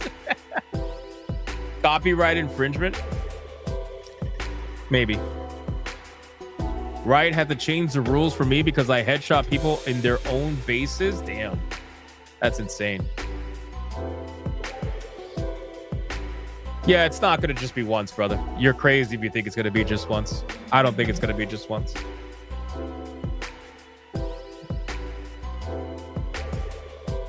Hypnotic, it has what I need to replace this PC. Nice, man. What are you replacing it with? Let me know. Everybody's sleeping. Yeah, I see that. People don't want to fight. I guess other streams tired them out. Ali Kusanagi with a 10 says Ari. Does that put Ari ahead now? John Winslow with a 2. Ari, Pouty's birthday is up Wednesday. Can do your ? If that's what she wants. BioT Wolf with a 5. Liara. I like Ari, but Mass Effect is the better game. That's true. That is actually fucking true, believe it or not. Mass Effect, even with all its flaws, is the better game. All right, boys. Ari came off screen. It is now time to bring up the current Waifu Battle champion. None other than the blue girl, Liara, to Sony. Ladies and gentlemen, let's go. Let's go. Who is it going to be? Liara or Ari? Make your choices known. We got Jeremy Stafford for $4.99 saying split. Mods, keep that in mind. That's a split. That's a split for both waifus. GDR dropping a $20 banger. Ari's actually ahead right now. Ari's actually ahead right now. That's insane. GDR with a $20 banger says Ari. For each tail? Sure. We could definitely make that happen, GDR. Just for you, man. Dead Star with a 2 says Liara will get beamed up and down and up and down. I see what you did there. Barry Dixon Butts with a 5. Ari for the boobas. Shout out to Barry Dixon Butts. Beautiful Zexel with a 5 saying Ari, the Pandanotic is cute and is here to stay. Bro, the Pandanotic needs to repent, bro. Seriously. Whoa, Marty Tiberius O'Donnell. Adam Reveal himself, man. How you been? A $50 mega banger. Dropping it for Liara. Catching her up. Catching Liara up. I think maybe even making her pass.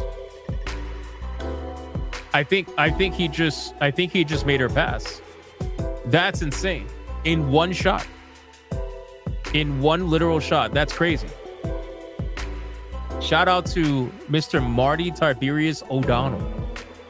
I'm happy to see you, man. I'm glad you're good, bro. I'm glad you're good. Welcome back, brother. He says alive. I'm glad to see you alive, man. Seriously. This dude is back. Your legend precedes you. Adam Reveal, your legend precedes you, man. Look at this. Old school big spender. Good to see you, legend. Adam Reveal's legend precedes him. That's great. Independent Corey with a 2. Liara's story arc was one of the best in the series. Shout out. That's awesome. Marty says, gotta help out my boy. Sorry, motherfucker, stealing your stuff. Yeah, I mean, it is what it is, bro. It is. I'm not even trying to think about it right now because I don't want to get annoyed like I did last time. I got annoyed. I got heavily annoyed. So.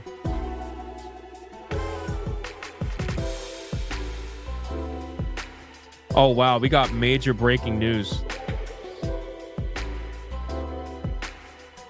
We got major breaking news. Holy shit. Beautiful Zexel with 15 says Ari for the win.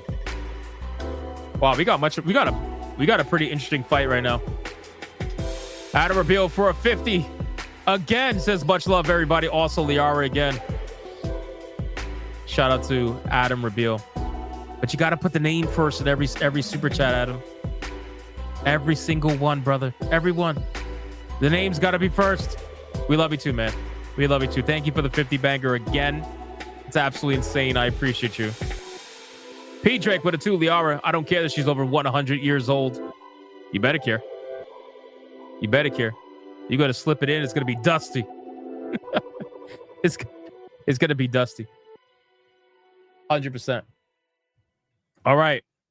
Barry Dixon Butts with a 2 says Ari because blue ussy is too close to blue waffle. The fuck? It's insane. That is insane. All right. Let's see who is going to win this glorious waifu battle. 5, 4, 3, 2, 1, go.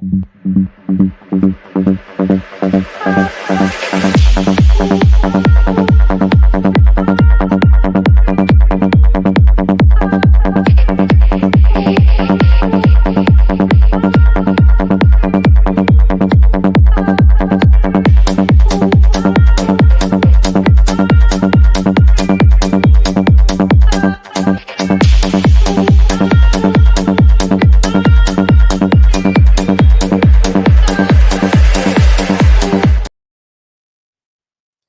right, ladies and gentlemen, the last super chat that is going to count is GDR with a $50 mega banger. Says Ari is better looking, but Mass Effect was a great game.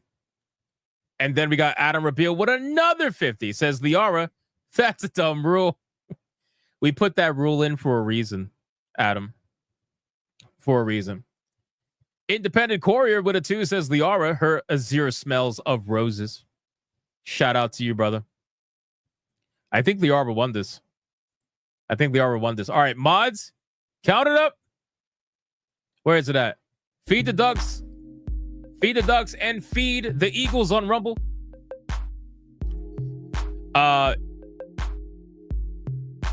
The rules that are in place, Adam, is because people were voting. But they were like typing major paragraphs and then they were forgetting to put the waifu name. And then they were chair shotting like that. And then it didn't count. And then they had no way to recover. So now I started reminding people that the name has to be first. That's why. The name's got to be first. So that way they get their vote in for whoever it is they get it. You know what I mean? That's why. There was votes on Rumble. There was 2 votes on Rumble. Guys, breaking news. I'm going to cover this in a separate video probably. But breaking news. Let me lower the music while they're counting, while the mods are counting. Hold on. Breaking news. You guys remember how there was a petition against Collective Shout on change.org? Well, change.org just took down the petition.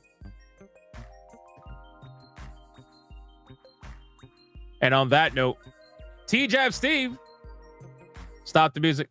T-Jab Steve. Damn, bro. Ari with $110 and a penny versus Liara to Sony at $172.82, which means the winner and still Waifu Battle champion is none other than the one and the only Liara to Sony. Ladies and gentlemen, man, she is she's strong. She's unbelievably strong. The blue girl won.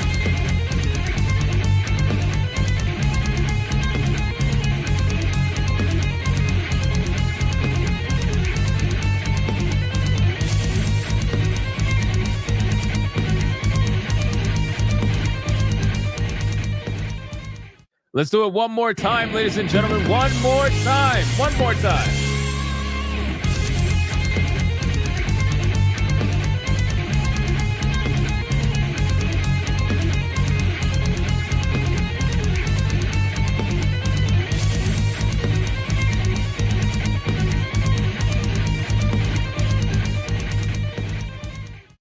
And on that note, I am sure there are at least some people coping and seething tonight.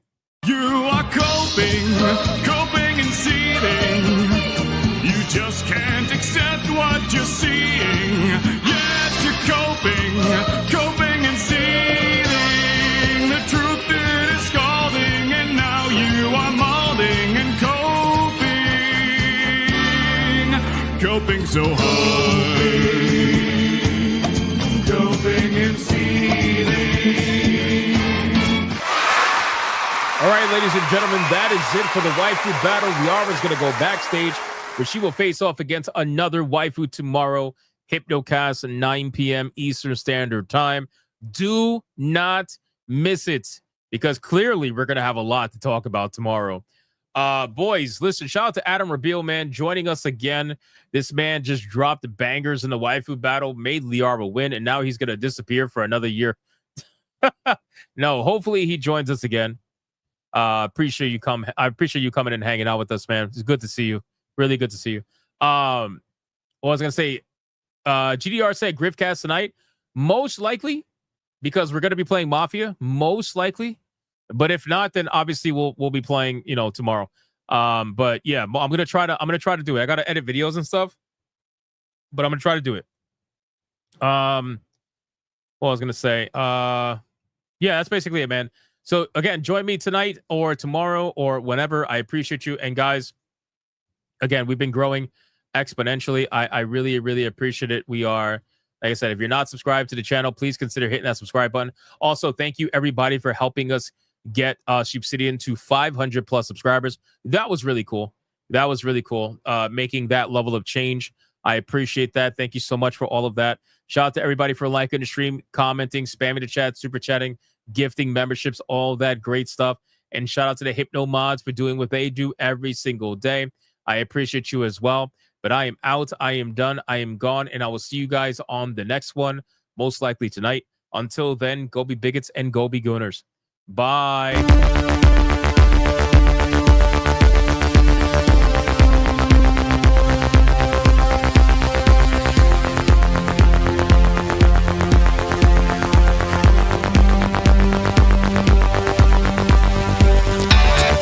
I am not gay. I have relationships with women and sex with men. And I got news for you. That means you get.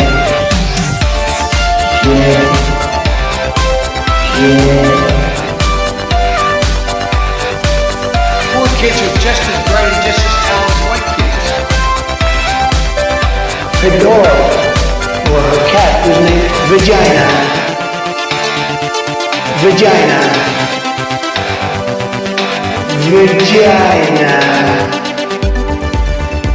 Put a ticket in, make her gay. Fuck Indiana Jones, put a ticket in, make her lady gay. Fuck baby gay, put a ticket in, make her gay. It means put a chicken in it we eat and make her fucking gay. Fucking pronouns! Fucking pronouns!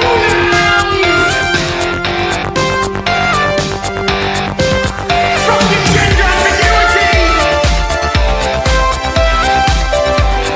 Fucking current day California shit! Cause it's all we fucking know! Cause we're boring! We're so fucking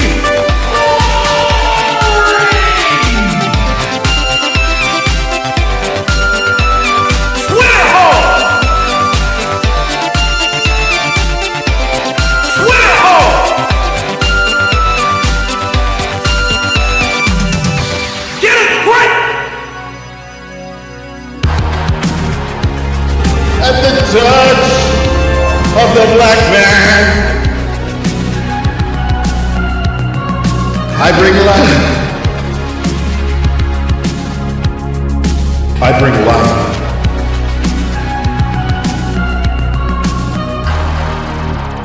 I bring life.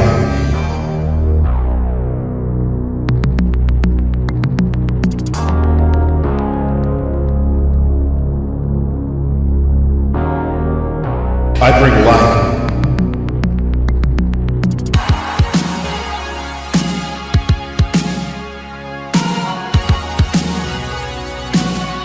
I bring life.